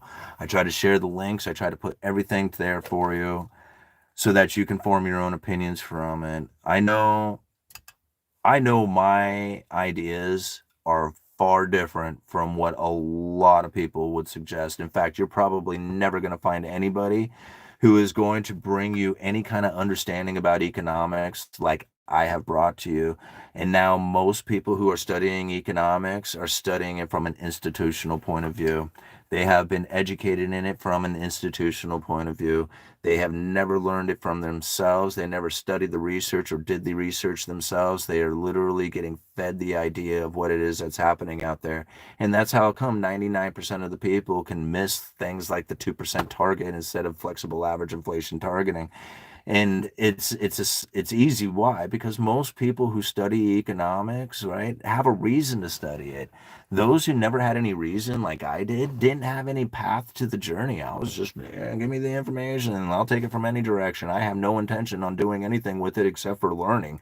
And when you do it that way, I came up with a view that is much different from a lot of other people's. And I think my view comes from a working class point of view that is most appropriate for the working class person. You know?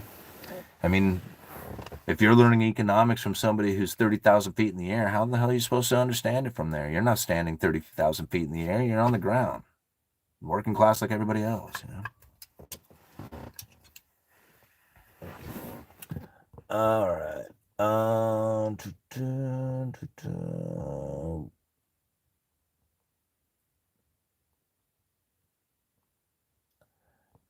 Unlike scientists overrated, I ran into you during COVID, and man, I've learned a lot, bro. Everyone that I recommend you to first get confused because the name, laugh out loud, then are like, man, this guy is cool because he's just being real. Absolutely, right? You know, and that's just the thing. It's just, you know, I find it quite amusing when you know, when people were like, dude, you should get a newer car. Dude, go get your face shaved. Go get a haircut. Go do this. Oh, do that. Go get a better mic. Go, you know, and I'm like, I can understand the better mic part of it because you just want to, you know, you don't want to hear a bunch of crackling or something like that going on. But ultimately, I'm thinking all these things about it. And I'm like, why are people worried about the superficial crap? Right? Like, why does it have to happen from an office? Why do I have to wear a suit? Why do I have to shave my face? Why do I have to do all these other things? Like, does it change anything about any of the information that I am delivering? Anything, you know, about it? Absolutely not. So to understand this stuff is literally just to listen and have a conversation. It doesn't have anything to do with anything else. And so being out here in this old suburban and wearing whatever hoodie I want and, you know, just keeping it as like I'm not trying to keep it real. This is just me being me. This is my life. This is my car. This is my stuff. This is the way I live. I'm not trying to fake anything. It was funny. I'm listening I'm at the Rebel Capitalist one time, and this lady is like, "Oh, the uneducated economy." I just love I just love with the car and the dice and the jacket. That's such a good idea. And I'm thinking, yeah, that's my car. That's my dice. That's my jacket. That's my work jacket. I'm not faking anything. You know, this isn't a show. It's not an idea. Right? You know, it's not a, you know, I mean, the uneducated economist was a good idea, right? But this isn't an idea. This is me.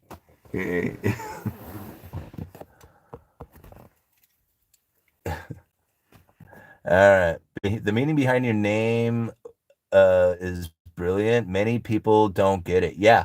And that's just the thing. I didn't start the channel with any, like, I tried to keep the expectations really low. And I'm thinking, you know, I am the uneducated economist. I never went and studied any of this stuff. And so I'm saying, okay, listen, as the uneducated economist, I'm going through this speech here. It's taken me 2 weeks to do it, but let me tell you about what I found here inside of this speech. Right? It happened to be monetary policy strategies for a low neutral interest rate world. It was one of the first speeches that I had broken down on this channel, trying to figure out what it is that's going on with monetary policy. It was from that day, right? And it wasn't from that day, but it was with that speech in that day that I realized that, man, I think I got the direction on what it is that I need to do here, right? Is to break this stuff down so that we can understand it. Because most people, like 99% of the people, have no clue about it. They don't get it. Simon, you know you could make a small investment in a Ring LED and it would really help with your nighttime videos. Yeah, I know, Nathan, but we're listening, right? I don't have anything to show you here. Presentation is probably important on subconscious level. A certain look makes information easier to receive. Yeah, and I totally agree with that. I mean, it is better to have some sort of visual that you can watch that makes it a lot easier, you know, especially when it comes to economics, if you got graphs and things like that going on. But I've never been one to really use any of that stuff. Not in the 2000 videos I've done. I mean, occasionally, maybe a dozen videos that I've actually done something, where I've had a visual. Because the most part, it's like I don't find that to be the important part. The important part is the links that I have found, the information that I found, and then I put out an opinion there so that you can go and look at it and form your own opinion. That's always been the intention of the channel. Mood lighting, Ryobi battery powered mini lights. Yeah, I have some lights. I'll bring them out here if I need to. All right.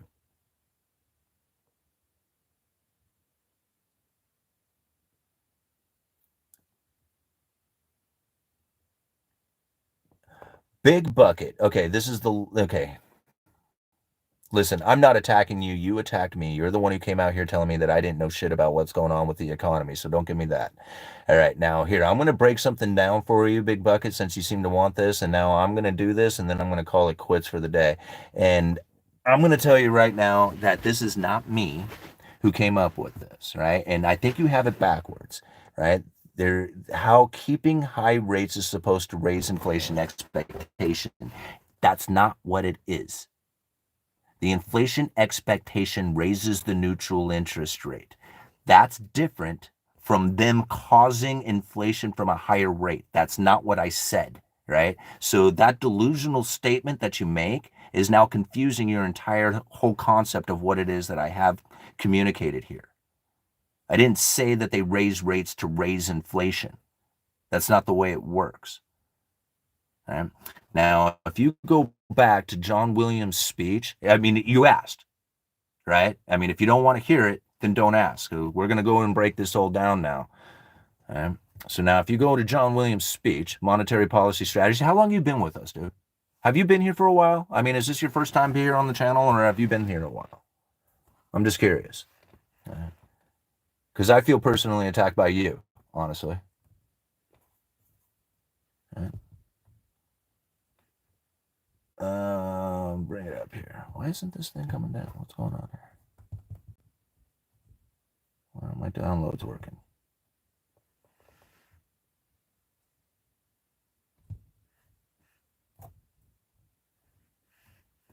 Dang it. Oh, there we go. Okay. Still not working. Dang it.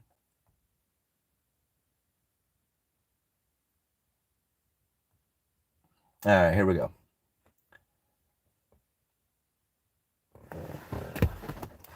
Monetary policy strategies for a low neutral interest rate world. This explains it. This entire speech will break it down. So we're going to do it for you right now, since you don't want to believe me and you don't think that I have the credibility to be out here doing any of this or should be on stage with any of these guys. Here we go. You ready? Goes down like this. As I start to point, it's useful to travel back in time to the 1980s and 1990s when inflation targeting was introduced. The problem at the time was high and variable inflation that would contribute to macroeconomic instability and unmourned inflation expectation, which in turn fueled high and variable inflation. To break this vicious cycle, numerous central banks instituted inflation targeting, or variants thereof, with a focus on bringing inflation down to a low level and fostering the establishment of stable, well-anchored inflation expectations. This strategy worked extraordinarily well in the decade preceding the global financial crisis, and central banks were able to achieve remarkably low and stable inflation, leading to a positive feedback loop between low inflation and well-anchored inflation expectations. Today, we face an altogether different set of problems stemming from a very low neutral interest rate. That is the short-term real interest rate, consistent with an economy operating at its potential alongside low and stable inflation. Ironically, the problem we need to solve these days is the risk of inflation that is persistently too low rather than too high. Today's low neutral interest rate reflects a culmination of trends extending back 25 years. A quarter century ago, a typical estimate of the neutral interest rate in the United States was 2 or 2.5%, consistent with historical average. over the preceding half century. Since then, however, there has been a clear downward trend in the neutral interest rate in the United States and other advanced economies, with current estimates ranging from 0 to 1.5%. The neutral interest rate was at 0. Three main global trends appear to account for the bulk of the decline in the neutral rate over the past quarter century. One is demographics. Populations are aging as people live longer and birth rates have fallen. The second is productivity growth, which has slowed around the world. And the third is the heightened demand for safe and liquid assets, which has led to a wider wedge between yields on safe government securities or central bank reserves and the yields on riskier assets such as corporate bonds. See the problem that they were facing?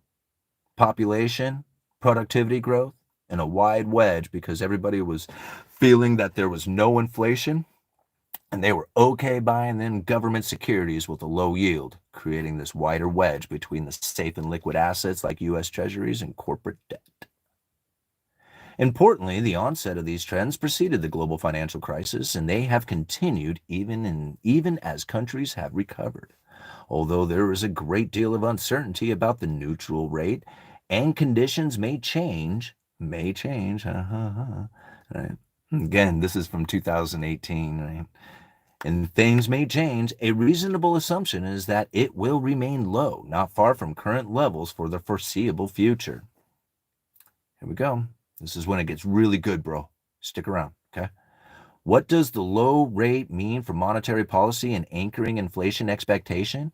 When a recession hits, central banks may not be able to reduce interest rates well below the neutral level to stimulate the economy as warranted because of the effective lower bound. They cannot drop the Fed funds rate far enough below neutral before hitting the lower bound of 0. They're just barely below neutral, which doesn't stimulate the economy. Monetary policy comes to an end, doesn't work, can't stimulate the economy because of the effective lower bound and the low neutral interest rate. Major problem for the Fed. Done, cooked, out of game. Continues on. This shortfall of monetary accommodation would result in a less desirable economic outcomes. Well, I mean, of course, he doesn't call it a crisis. He just calls it less desirable economic outcomes. Anyway, less desirable economic outcomes during the recession and recovery. In particular, inflation would typically undershoot its desired target during these episodes. The persistence of below target inflation rates in many advanced economies over the past decade is a testament to this dynamic. They were running too low of inflation. It was running persistently under the 2% target. He just said it right there. Persistently below target in many of the advanced economies. Right? You see what the problem that they were really facing? Everybody's like, oh, the Fed doesn't know how to do with it. Their inflation's running low. They're like, no, they couldn't find inflation. They were desperately looking for it. It was screwing them over because they couldn't have it, couldn't find it. As a result of the inherent asymmetry introduced by the lower bound on interest rates, and inflation targeting central bank could experience inflation that is below target once we consider the average inflation rate over periods when policy is constrained and those when it is not. With inflation on average below target level, inflation expectations will likely slip below target rate as well. You see the problem that they had? Too low inflation and too low of inflation expectation interfering with the monetary policy. They can no longer conduct themselves. Dropping interest rates didn't work because they hit the lower bound of 0. They were broken, out of the game, screwed, blue, and tattooed, as they say. All right, moving on. A simple example helps to illustrate this problem. Say that 80% of the times the lower bound on interest rates does not constrain policy and the central bank aims for 2% target inflation rate. During these good times, inflation targeting central bank aims to keep inflation near 2%. But 20% of the time, the economy falls into a recession that is severe enough that the lower bound constrains policy.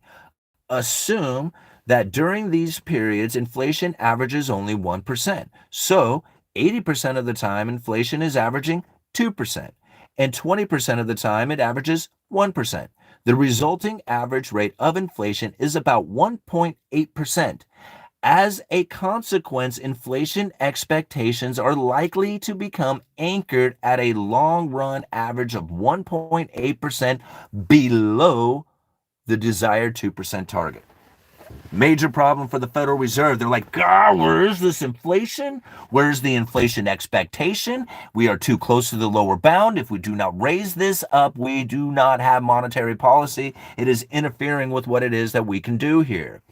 Goes on to say, but that's not the end of the story. The downward shift in inflation expectations has a second round effect on real interest rates, the economy, and inflation. When policy is constrained by the effective lower bound, the downward shift in inflation expectation raises the real interest rates. Very important to follow in on this. The downward shift in inflation expectation raises the real interest rates, right? The downward shift, okay, hold on one second here. I lost my place. The downward shift in inflation expectations, where was that at? And inflation that raises the real interest rates, further diminishing the degree of monetary stimulus, making the downturn worse and reducing inflation even more. If you reduce the inflation expectation, you will destroy the monetary stimulus. Let me read it again. When policy is constrained by the effective lower bound, the downward shift in inflation expectation raises the real interest rates, further diminishing the degree of monetary stimulus, making the downturn worse and reducing inflation even more. Even in times when policy is not constrained, even when this lower bound is not the problem, the expectation, you see how many times they mention expectation over inflation, right? The expectation, right? So even when policy is not constrained, the expectation of below target inflation in the future affects current decisions, putting additional downward pressure on inflation. In other words, monetary policy is always swimming upstream, fighting a current of too low inflation expectation that it interferes with achieving the target inflation rate. This is the problem that the Federal Reserve was facing for the previous 10 years leading up to COVID and the great inflation crisis that we had experienced.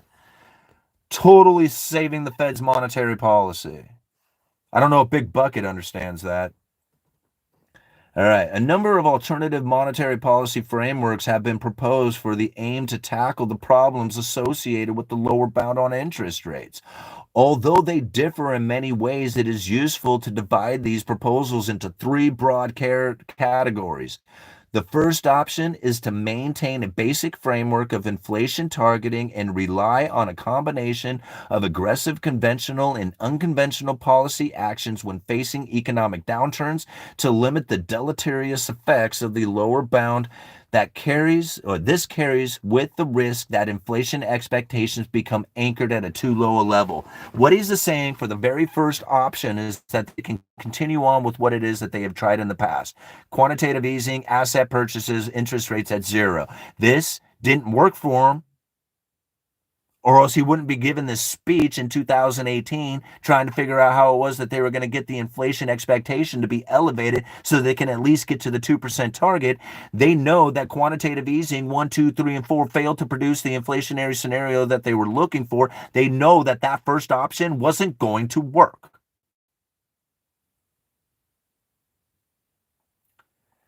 Second option is average inflation targeting.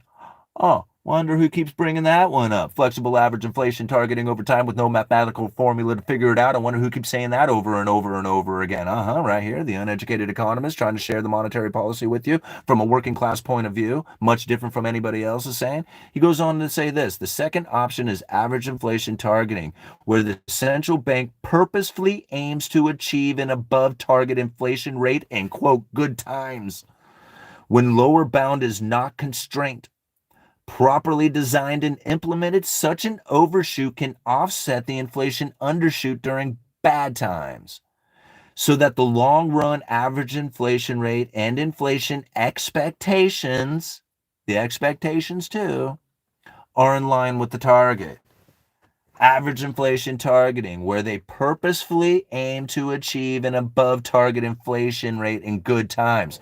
I find that very interesting because at the time of this speech, I'm like, whoa, wait a minute, John, back up, bro.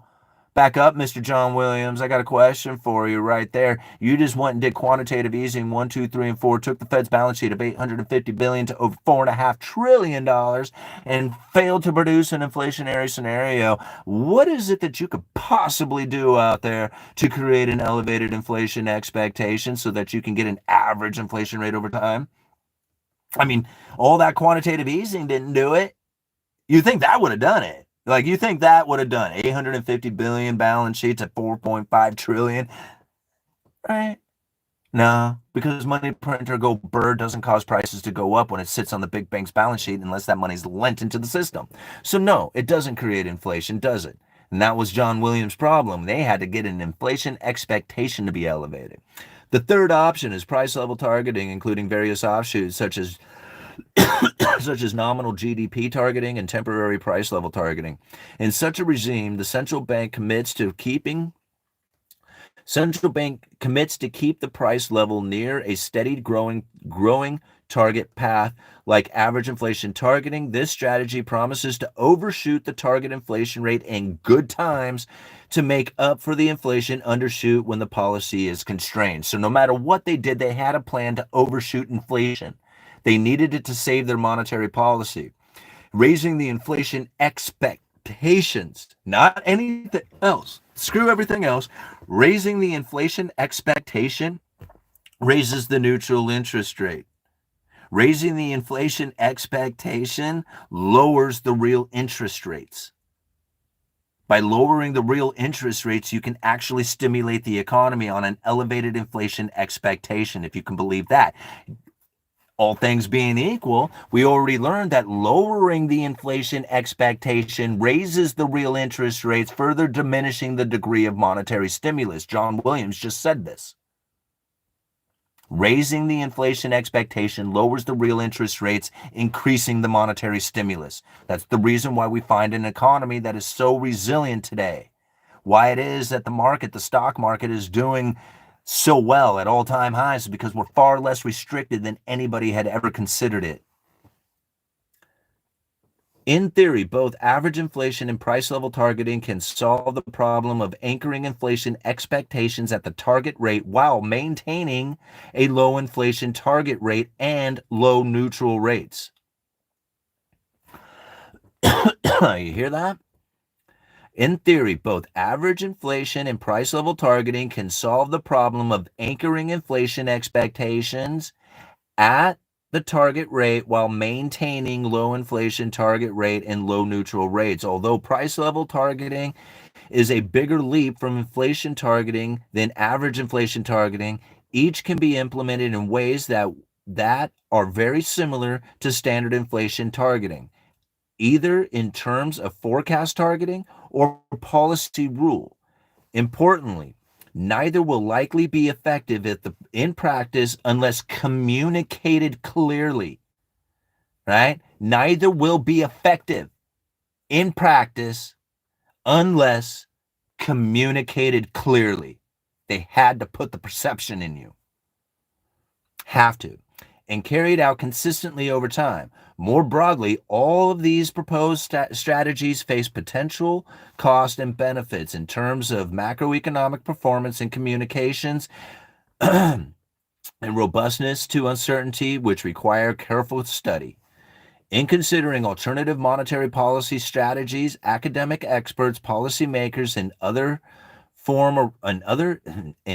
from around the world have an important part to play, sharing and discussing ideas and comparing experiences to help all of us to think through these issues. This process of careful study and discussion proved highly valuable during the development and implementation of inflation targeting in the decades past, and will equally valuable in the present debates. Thank you. All right. Thank you for letting me stumble through that. I hope you all enjoyed it. If you do not understand why it is that the Federal Reserve would be pushing for elevated inflation expectation to raise the neutral interest rate to regain their monetary policy, this speech describes it. You need to go over it again. Keep reading it over and over and over again, and you will finally realize how it is that the Federal Reserve is conducting themselves to try and push inflation expectations higher. By pushing inflation expectations higher, they raise that neutral interest rate and they regain their monetary policy. This has been the plan the entire time. And I can continue to prove it with other speeches from other Fed members and other forms of ideas of strategies like the make. All right, we lost a bunch of people on that. I'm sorry. That's probably turned into a rant, huh? Sorry, we got 117 people watching with 153 likes. My plan is to figure out exactly where Simon misunderstood what he was listening to or reading from the Federal Reserve. Yeah, deplorable questions me on everything. Oh God, it's like every single day I find another one. What about this, bro? What about that? I'm like, come on, man, just accept it already, would you? No, I appreciate it, deplorable. He does come after me with a lot. Not to harm Simon, but to sharpen his understanding. Yeah, and I appreciate it. And I know why you do it now. I used to get a little irritated by it, but then I kind of figured out what you was doing. Very cool. I've been watching Simon for a few years. He's definitely smarter than he looks. Yeah, I appreciate it. All right. When they tell you to be scared of deflation, that is a credible threat. It's good to have people question your opinions. No, it really is. You know, make deflation great again. What? Did I shut Bucket up? Oh, there it is. All right. The speech was given in 2007. No, it was 2018. All right. The Fed funds rate was at 0.5%, and we got massive inflation the next 3-4 years. The Fed didn't need to cut rates like Williams predicted. They raised rates to 5.25. Dude, you totally missed it. Big Bucket, don't even try, bro. You're so far lost. All right. You're so far lost. It's just like, that's okay, man. I understand that you really want to defend your point because you think you really understand the economy. Just go find another group to hang out with or something because you're just not going to fit in here. All right. I mean, we already got it, man. We already dialed this stuff in. We got monetary policy dialed in better than anybody else. There is no way that you're going to come in and comment some anything, dude. You're going to have to start a YouTube channel, put out 2,000 views, 2,000 videos, literally dismantling everything that I have said. And it's going to take you forever because we have dialed this stuff in. I'm not answering any more of your questions, bro. All right. I'm sorry, man. I got other people here who actually really want to be here, who enjoy the content, who I'm going to answer their questions. So that's it. I gave you everything that I'm going to give you, and that's that. Okay. If I had a genuine free laissez-faire capitalistic market price would go down if we had a well-regulated government. Maybe. I don't know about that. All right. Do you think the incoming dollar stresses from China are much deeper than those of Japan and UE combined? Japan and UE combined? I mean, it's going to be hard to tell because really the dollar funding stresses are not necessarily easily observed. Like you can tell what those are from like the government statistics, like if they say, hey, we got this much dollar denominated debt out there, but then how much of it may not go noticed, like how much of it is unnoticed, unregulated, uneven documented or any of that nature. So it's hard to say like how much one is compared to the other. I really just don't know. I'm sure it's quite substantial, both of them are, but is it like bigger combined than China? I would think that, European and Japan together, that would like probably pretty significant, but I don't know. I mean,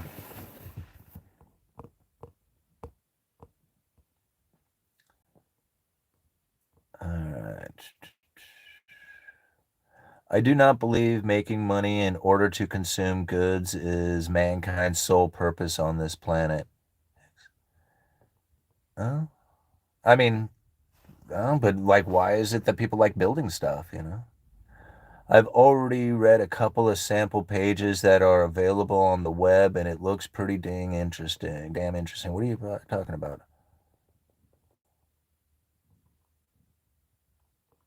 What is Nathan talking about? All I know is I can't wait for the next week to get my big print edition of Cantillon Essay on Economic Theory. Yeah, dude, Nathan, you're really gonna love it. Start with, I mean, you don't have to start with those, but I read the whole essay, but really read those chapters 6, 7, and 8. Part 2, 6, 7, chapter 6, 7, and 8. The increase and decrease of money to the state and the further reflections upon that topic. Go read into that, and man, those are good. All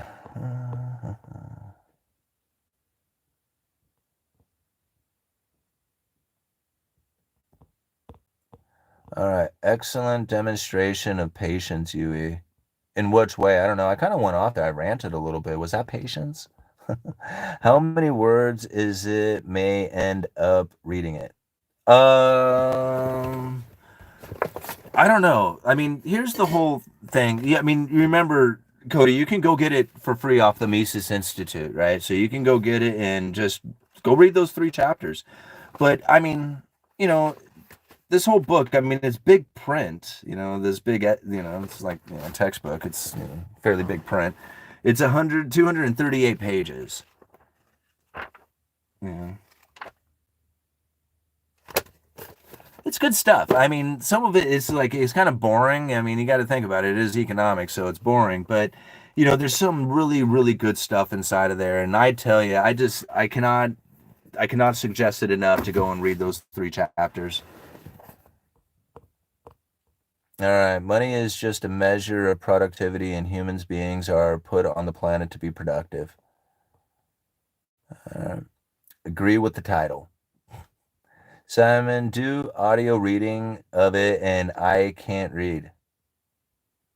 Larry Bird.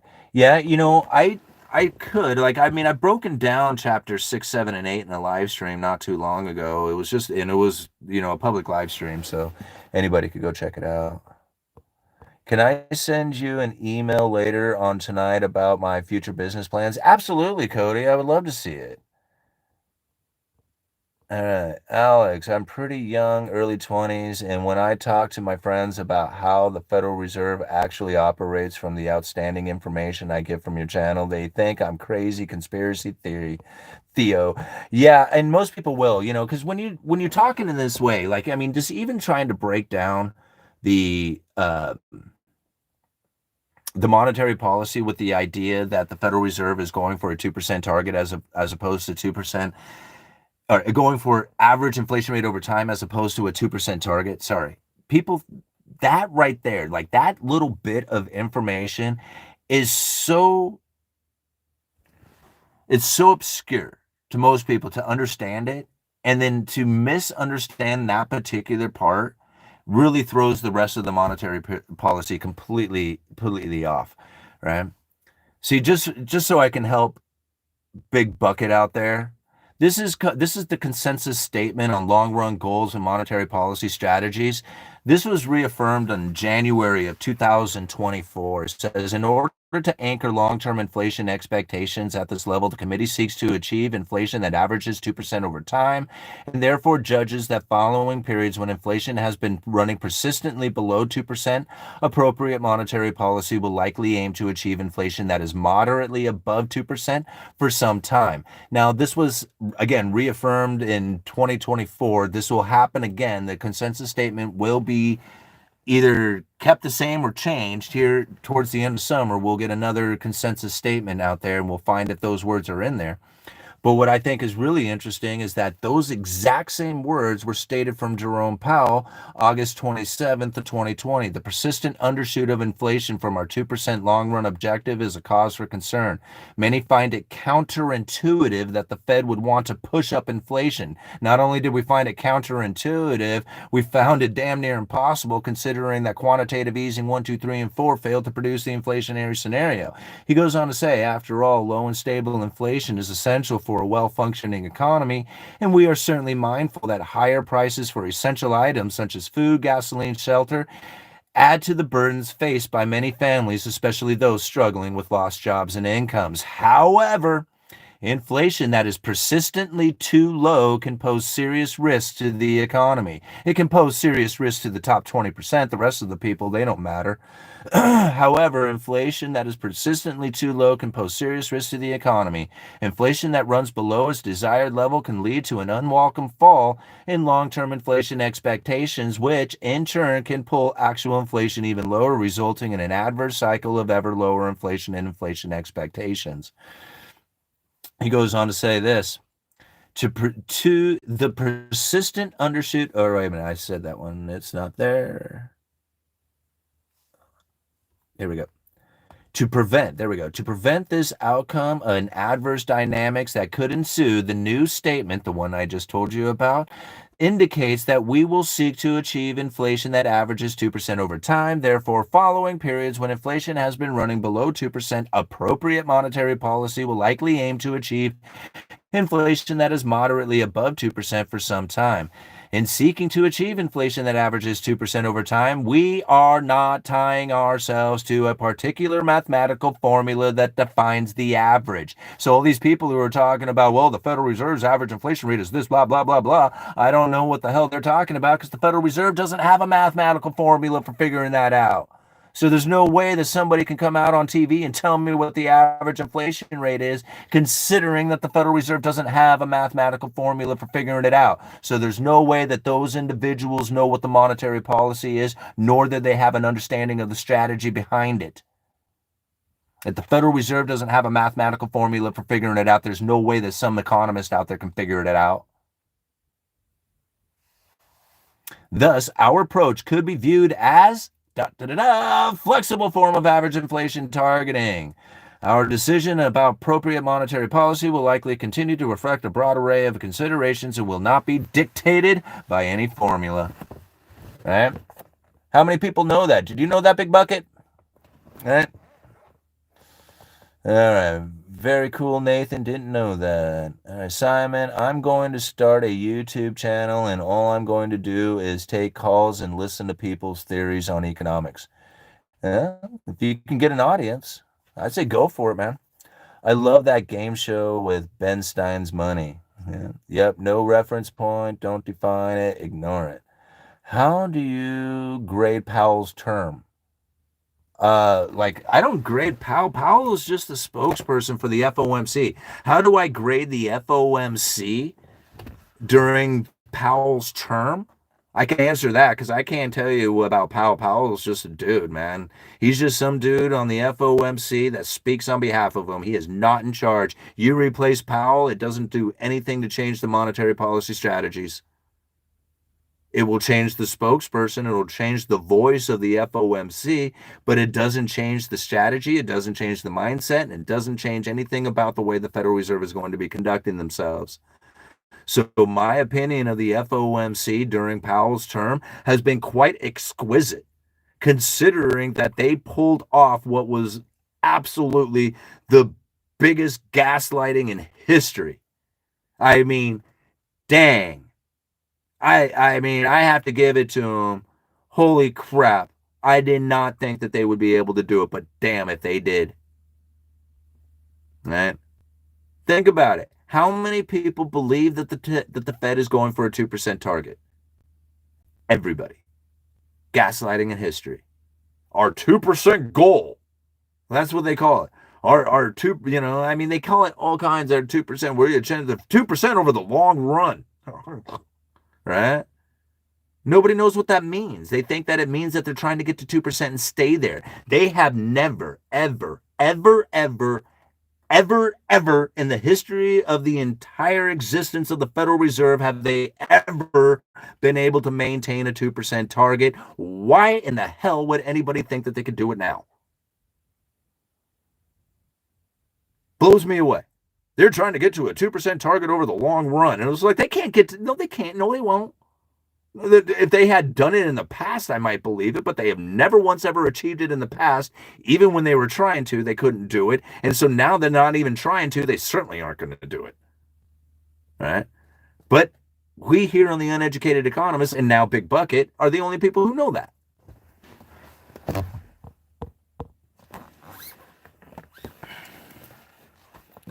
All right. I recommend reading Economic Hitman, also History of Central Banking and the Enslavement of Mankind. I really liked.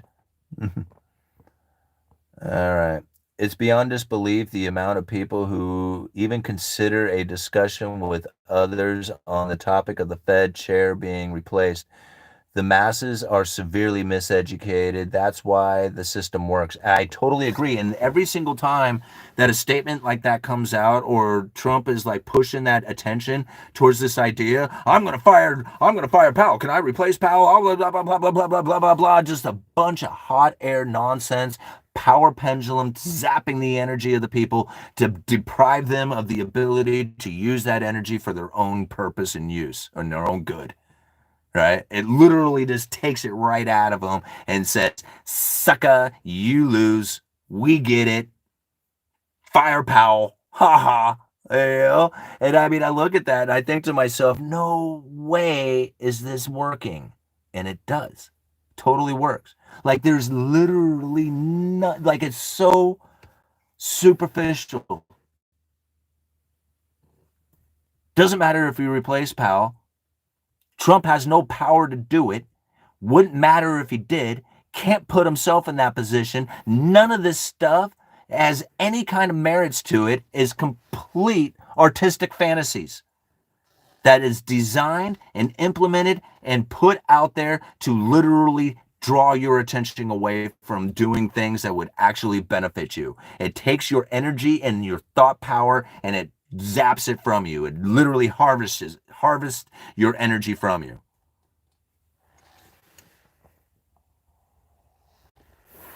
And that's how they keep you enslaved, is by keeping you in that sort of mindset and that thought process. It's literally having you debate and time and think about and pulling your attention away from that what is important so that you can focus in on whether or not they fire Powell and who can replace him. Like no, get that out of your head. Don't even worry about it. It doesn't matter. Go read them. Go read the speeches coming from the FOMC to get a better understanding of the Fed. Everything else is garbage. Everything you read on the news, garbage. 100% pure propaganda. Nothing of use, unless you want to understand the credible threats. All right, because once you understand the credible threat theory, then you look to the news to see where they're at.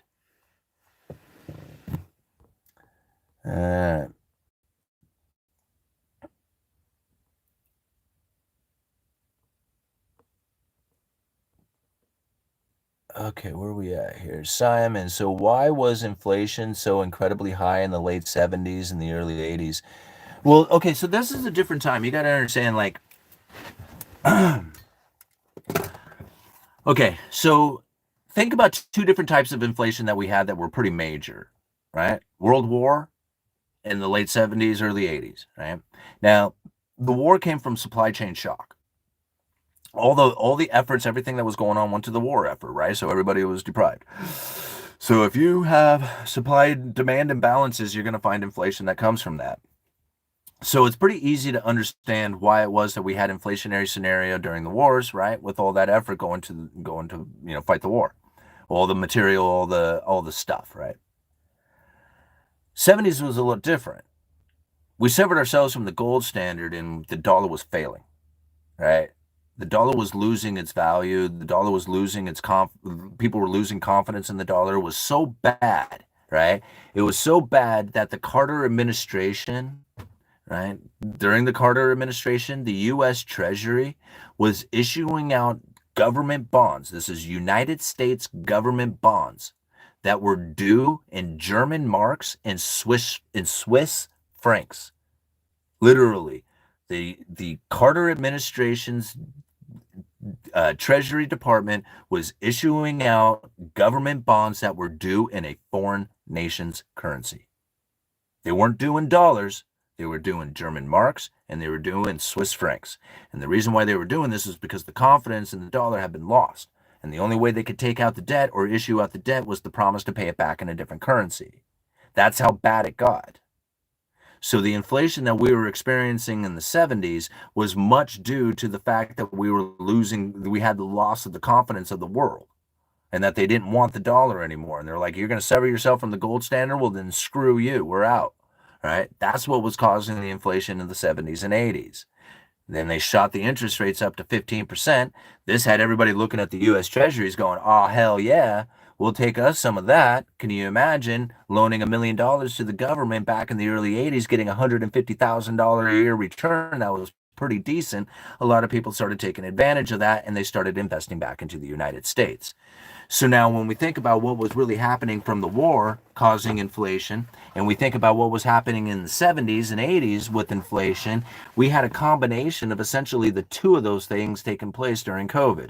Severing of the supply chain and all the money printing and stimulus packages that was essentially destroying the value of the dollar through the confidence issue, or the lack of confidence within this. Okay. Well played game. Well played. Didn't think they would pull it off. In fact, I thought for sure that they would fail. Like, I didn't, like, there was no way in the world are they going to be able to pull this off. There ain't no way that people are going to fall for this inflation and believe that it's going to be damaging enough that it's going to raise the inflation expectation, raise the neutral interest rate, and not actually destroy the economy. I didn't think that they would be able to do it. And yet, they did. They did it. They pulled it off. And we'll see how successful they are. I mean, it may not work. It still could fail, I guess. All right. Are you guys liking the new mic? Is it working out pretty well? All right. The purpose was to acquire reserves of those currencies for the Treasury Exchange Stabilization Fund, which then traded them dollars in circulation, thereby supporting. Okay, you're talking the Plaza Accord, which came afterwards, right? To try and figure out a way to keep the dollar from strengthening anymore. Right? That's what, like, anyway. No, you're right. Keynes had a more libertarian way of doing things. It probably would have been better, but this damn book is so filled with filler, I keep falling asleep.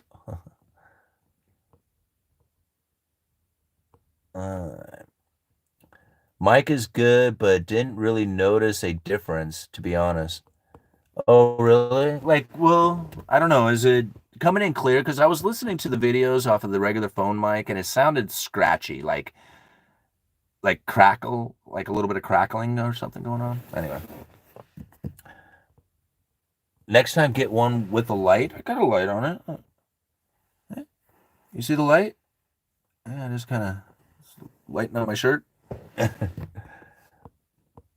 right. Oh, you're talking about a light so I don't have to use my computer. I'm slow. I'm sorry. Thanks. All right. When is the new consensus statement supposed to release? I don't know. I thought it was coming out at the end of summer, and I haven't heard anything about it, like, as far as a date coming out, but. All right. Our unsustainable debt-based economy will continue to weaken systematically until there is no middle class. This will cause big problems in the U.S. Yeah, I mean, I agree with the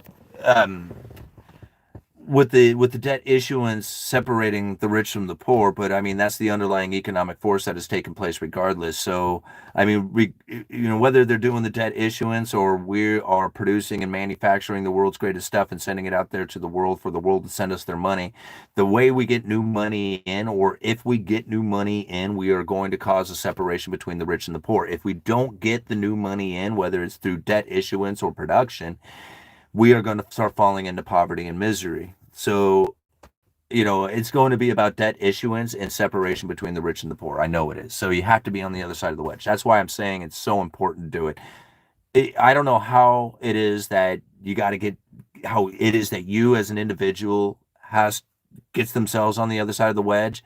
I've tried to share with you what I've done. I've tried to share what it is, suggestions that other people can do. But it is absolutely critically important that you do it, because the farther we go down the economic timeline, the harder it's going to get, the wider the wedge is going to be, because the new issuance of money coming in is going to continue to separate the rich and the poor, no matter what we do.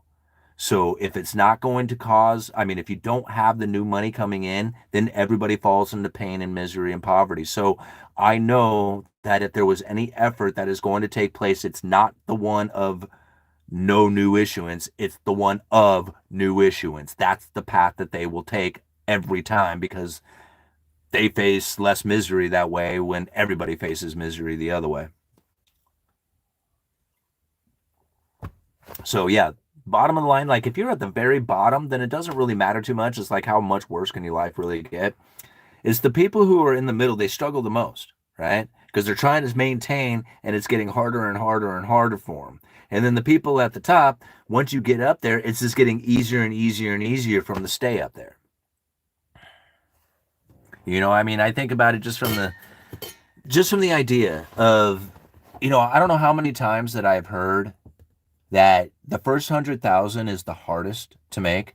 And I agree with that because I just recently have finally got myself to a point where my portfolio of stocks and Bitcoin and all my assets or whatever the little stuff that I've all put together has finally accumulated enough, including the 401k. I include that inside of this. I have finally accumulated where I am at right at that 100,000 mark. And I am just absolutely like, holy moly, I got there. Like I actually made it there and I didn't even realize that I was there. Like it happened so quick. It not necessarily quick in the sense that like, man, it was just there. It was just like, I've been working on this for a long time. Like the first 10,000 took forever. It took forever to come up with $10,000. All right. But when I finally got it, I was just like, wow, man, it was hard to make 1,000, but now 1,000 seems easier since I have the 10,000. And then, like it took forever to get to 100,000, but now $10,000 doesn't seem that hard. Where $10,000 used to seem really hard. It was a lot. I mean, don't get me wrong, it's a lot of money, but it seemed very difficult and it seemed so hard to get and acquire. Then you get to 100,000, which was really hard, but now 10,000 seems a lot easier. And this is like how it goes. So many people who I think they don't realize how how life-changing or just general feeling of being when you start to get yourself into that position. Like you get up to 100,000 and all of a sudden it's just like the world of opportunity really starts to open up. Right, a lot more than I was thinking, man, now I can just like I can go and cash it out and have money to put on just about any property I want. So now the opportunity for properties is really opened up.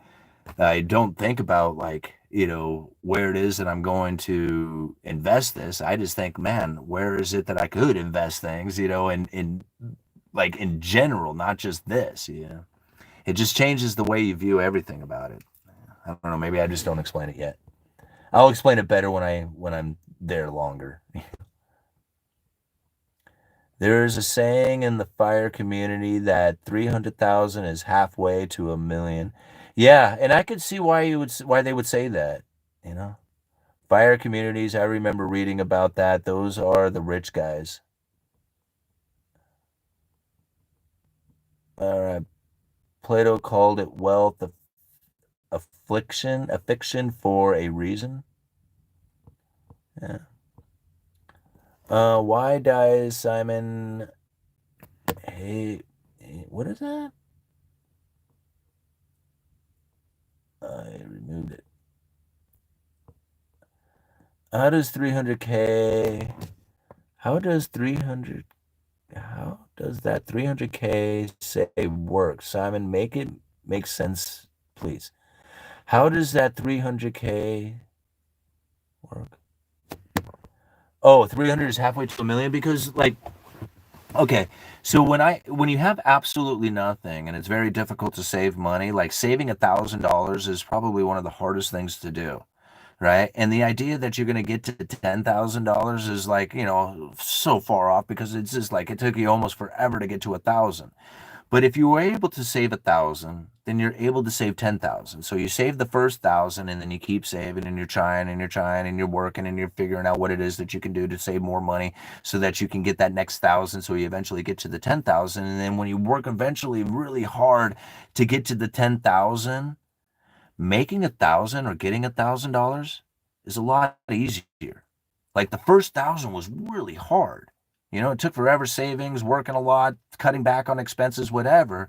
But by the time you get to 10,000, saving $1,000 is a lot easier. It's easier to acquire it. It's easier to make it. It's easier just to get another $1,000 when you have $10,000. Right? And so, same thing. As you start to increase your wealth with this money, the more you make, the easier it is to make more money. Right? So, like now, here it is. Like when I remember I got to the 10,000, it was just like forever to get to the 100,000. But now here it is at 100,000. I'm watching Bitcoin and my stocks and everything else move by a few $1,000s a day. I mean, hell, I could watch $10,000 come and go within a matter of a couple of weeks or so. And to me, like 10,000 before would have just been all this money, like all the money in the world. Yeah. And so again, like the more you make, the easier it is to start making more money. And so like again, like the once you get to 100,000, now getting to 1,000,000 is going to be a lot easier than, well, I mean, obviously than if you're in any other position. But the idea of getting to the 100,000 first is the hardest part, right? Because now it's going to be easier to make $10,000 or whatever it is you need to do to accumulate from that point on. I don't know how to explain it any better. I don't know. You just start making decisions that lead you down the path of able to acquire more. Like you figure out how to make $1,000 and then you work harder on it and you figure out all these other ways to make that $1,000 easier, and you do it easier and easier and easier so that by the time you get to $10,000, it's easy for you to make $1,000 because you worked so many different angles to try and do it. Same thing with getting to 100,000. You've worked so many different angles to try and make $10,000 so many different times that now it's easy to make $10,000 or it's easier to acquire $10,000.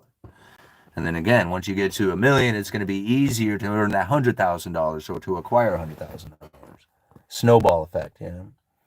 Shrooms turn people into alpha. Seriously, shrooms strengthen men, make them more masculine. Shrooms strengthen women, make them more feminine. Serious, shrooms rock. Pierce, I'm not gonna try and deny your logic or anything, but I'm gonna disagree now. I don't think so. All right. All right. Also, having more kids, you become wealthy. What time is it? Is it time to go to bed? Oh my gosh, it's almost midnight. No wonder why there's so few people out here. All right. What sounds like they had trade-off between investors willing to borrow money and investors who already had money and they choose the old money.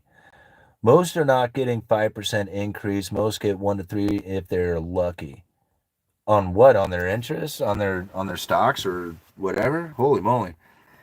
That's like, I mean, I don't know. That would make me feel like I was standing still to get a 2 or 3% interest on return on your investment.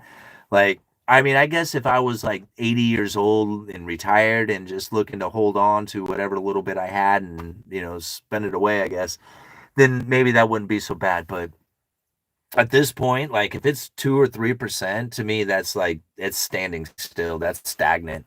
And I don't know. Like, I guess I just like, I'm willing to take on more risk. All right. The definition of wealth is how many days forward you can afford your lifestyle. Guys, I've been out here 3 hours. I think it's time to call it quits. It's almost midnight. I got to go to work in a few hours. And I don't know, maybe we'll get up first thing in the morning. We'll do some more live streaming. But at this point, I think it's time to call it quits. Right? You guys are awesome. This was a fun live stream. Thank you for letting me break down John Williams' speech, Monetary Strategies for a Low Neutral Interest Rate World. It's probably one of the most important speeches you can internalize and wrap your head around. Oh, let me. All-nighter pulling an all Yui pulling an all-nighter. That's funny. All right. I'll draft up that email. Yeah, I probably won't check it out until the morning, but I'll certainly look for it. This ninja's still on. All right. You guys are awesome. Thank you for being here. 3 hours of content. Oh my goodness. You guys are so awesome with it. We have 172 thumbs up. Thank you so much for hitting that thumbs up button. By hitting that like button, the YouTube algorithms spreads this video around more for people to join in. $24.90 at Super Chats, because you guys are always so generous with the Super Chats and supporting the Uneducated Economist. I can never thank you enough. And links are down in the description. Always, check out the Cantillon essay for free at the Mises Institute. But there is a link, an Amazon affiliate link, where I can get a little commission off the purchase of that Amazon, or off of that essay from the Amazon affiliate link. And I'll also get a little commission off of just about anything you put in the cart after clicking on that affiliate link. Load the Amazon cart up with whatever it is that you want for the next 24 hours and make a purchase within the next 30 days. I will get commission on all those items. So thank you for supporting the Uneducated Economist. Thank you for being here. Thank you for hitting the like button. Thank you for sticking it out for 3 hours. My God, you guys are nuts. And I even have to thank Big Bucket for challenging me and letting me kind of go off on the monetary policies to prove not only to the audience yet again that our strategies here are second to none, following straight from the Federal Reserve's own words, not their bullshit that they put out there on the mainstream media, but to the other communications, to the other central bankers. That's what we're breaking down here.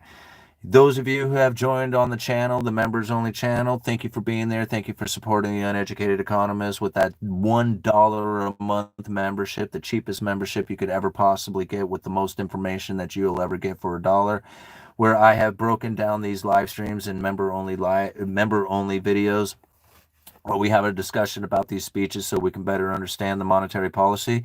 And of course, the podcast. Don't forget, there's the podcast where you can listen to these videos as opposed to watching them here on YouTube. So links are down in the description for all that stuff. Thank you, everybody. Uneducated Economist, you guys let me know.